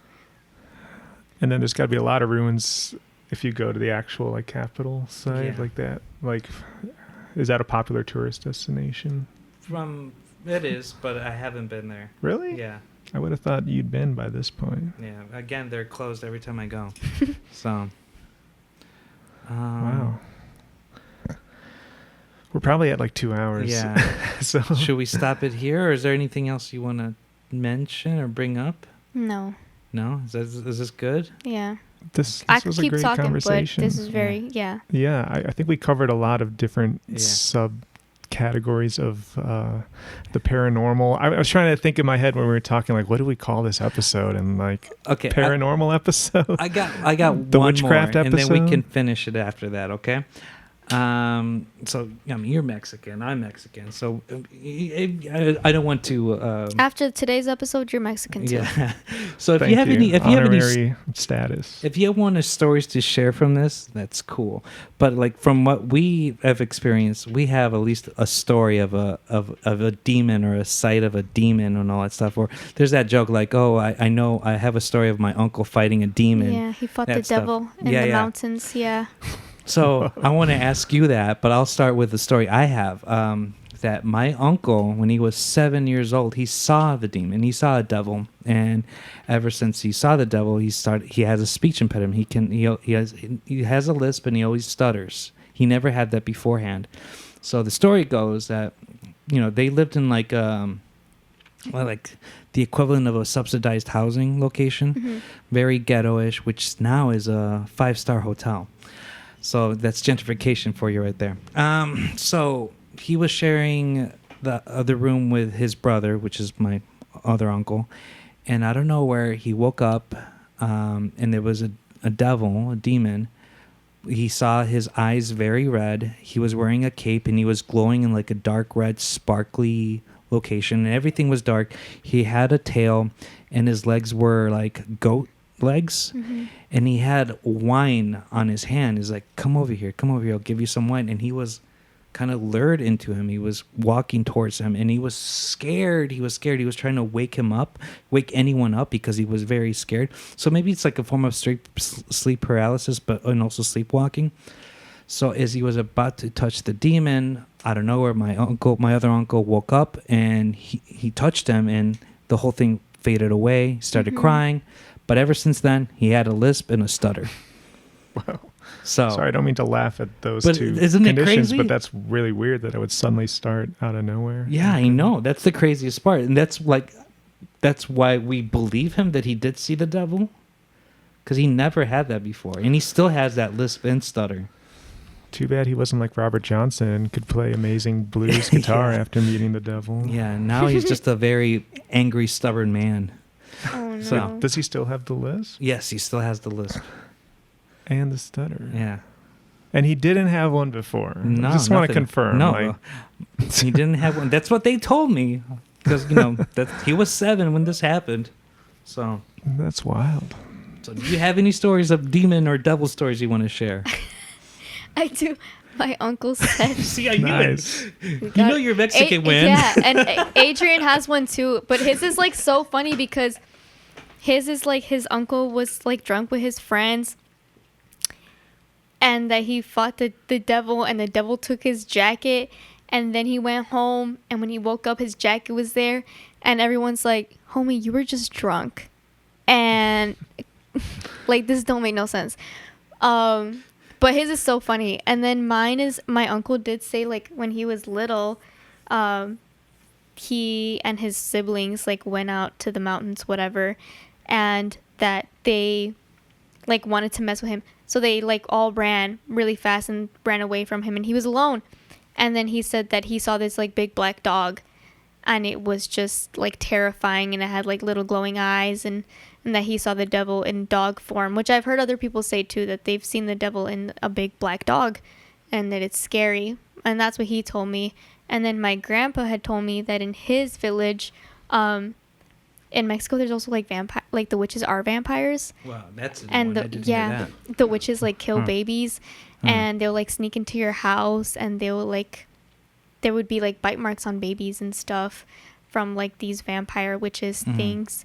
One time I did see a video of this lady was like sleeping with her 2 kids, and you could see like something like creeping in the window, and then all of a sudden you saw it like behind the bed, and she kept like feeling somebody was there, and she would like wake up and she didn't know what it was. And it is creepy, but that's what he said happened in his village, that there kept being a witch, they thought, or something, that was like sneaking into the houses and like killing these babies.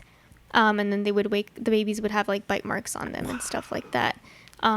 Wait, so in all, what do you think a vampire is? Is it a supernatural, like immortal being? Is like, I think vampires are real. but what are they? Just like a creature, like a monster with a mortal lifespan? They just happen to like suck people's blood, or are they like what the legends say, and they're immortal and supernatural? I think they're I also think like mermaids are real, or sirens. I believe that. I believe that. Yeah. I think all these things are real to an extent, maybe not in the way that we know them, but Yeah, not the Hollywood way, but Yeah. there's something out there. I do think unicorns existed back in the day. yeah, Not I now. do think dragons existed. Yeah, I see that. Yeah, I mean, you got narwhals and you got dinosaurs. Yeah. So put them together. You got unicorns and dinosaurs. And dragons. Or dragons is what I meant, because like some dinosaurs look like dragons. just Yeah, and minus then the like a lot wings of different cultures, they have like this depiction of a dragon. I'm like, it had to be real. Like, Yeah, it's crazy how it's all coincidence. And Yeah. then we all kind of saw the same thing. Wait, you brought it up earlier, but we didn't really delve into it. But like What? the astral projection, like you talked a bit about like crows like being like a symbol of you like visiting your was it your niece or Yeah. something? my siblings. So like is that kind of similar where like your consciousness is being projected elsewhere or something? Like what do you think is happening with astral projection, and can anyone practice it? I did astral project one time, totally unintentional. I just was out of my body and I saw myself, and then I woke up. And also, I had lucid dream one time, which was even creepier, and I would never want to do again. But when I had lucid dreamed, I was in a warehouse, and then I was like running away from these people, and then I was fully conscious that I was dreaming. I was like, oh wait, I'm dreaming. And then the people in my dream knew that I was dreaming, and they were upset about it. Like, they were like, no, she can't know that she's dreaming. And I was like, that's really weird. And then I hadn't thought about it. And then I fell over like on Reddit, and people were talking about that they lucid dreamed, and the people in their dreams didn't like that they knew they were dreaming. Wow. And that it was terrifying. And I was like, why don't they like that they know that they're dreaming, or that you're in control of your dreams? Like, that's very creepy. I was gonna say something else about the dreaming part. Oh, I'm so glad you brought up lucid dreaming, though. Did you lucid dream? I've been on like the cusp of it so many times because I was like actively practicing, trying to learn how to do it. And I would get like a few seconds of like, oh, I'm dreaming, and I can like do this and this, and then suddenly I wake up, like, because it's too like shallow of a lucid dream. I feel like I didn't go deep enough. Yeah, I don't know what, like, if I did like intentionally lucid dream, like, what do I expect to get out of it? I think probably get into my friend's head and tell them like, hey, we should get wings tomorrow. And then the next day my friend would be like, I had this dream and I think we should get wings. And I'm like, yeah, that's so cool. But I've also had dreams that felt very, very real, and that it's me, but it's not me. And like, it maybe is a parallel version or a parallel universe of myself.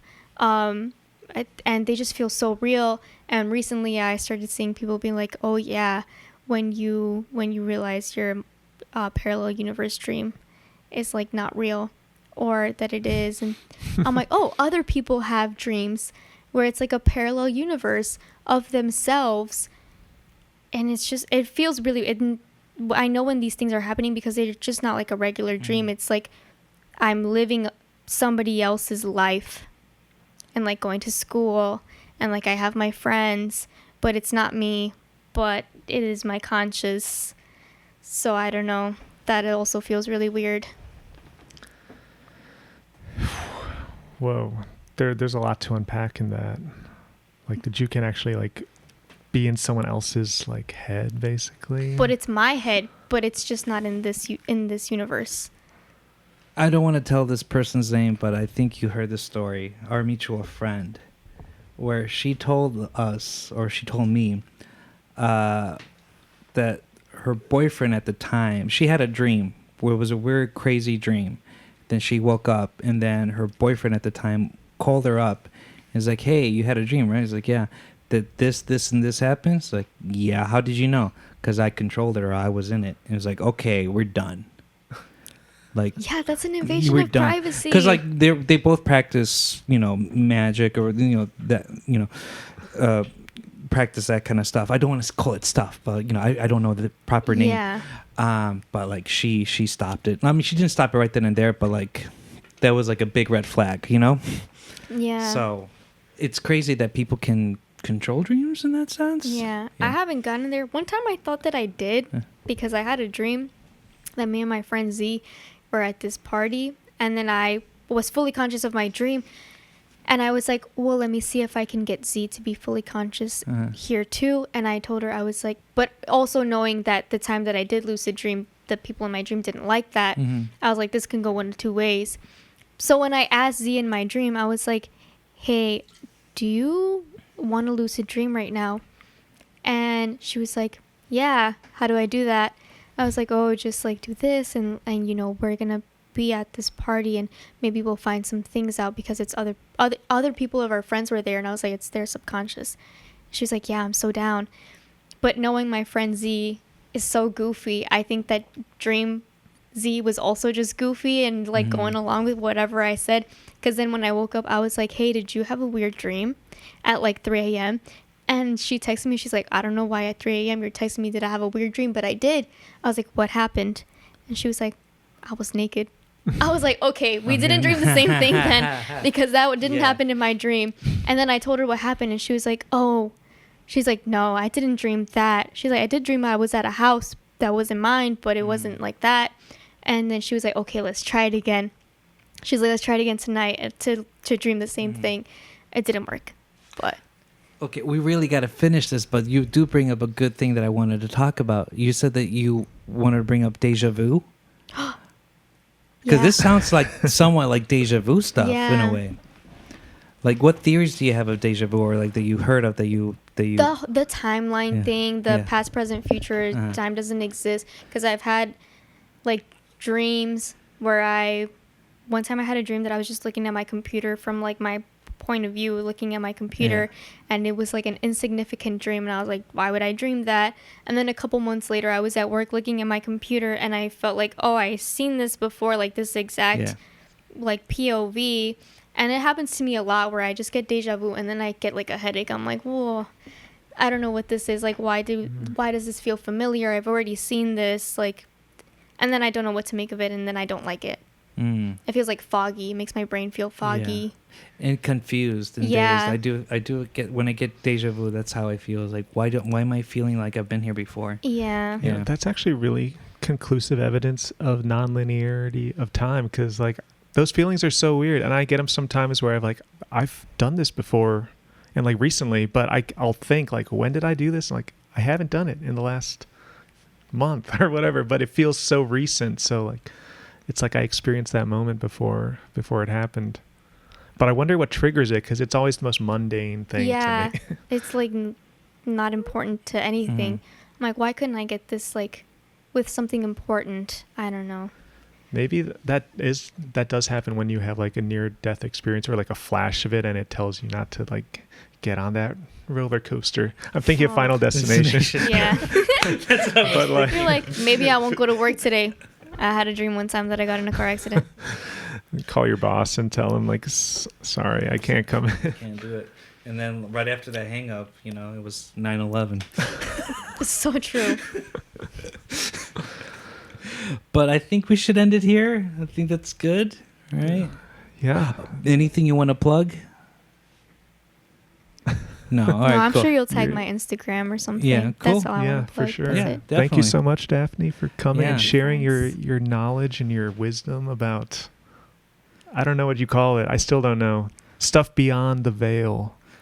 Yeah, Beyond the Veil. Beyond the Veil. That sounds like that's fun. Sounds I like a post-hardcore band or that. Yeah. something. Yes. I don't know. We It's should probably start a one with band. this drum kit. It's a good idea. You got the beats Uh, for it. I can't blast.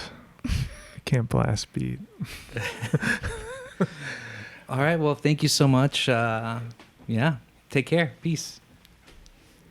I'm like, where am I looking? Cool.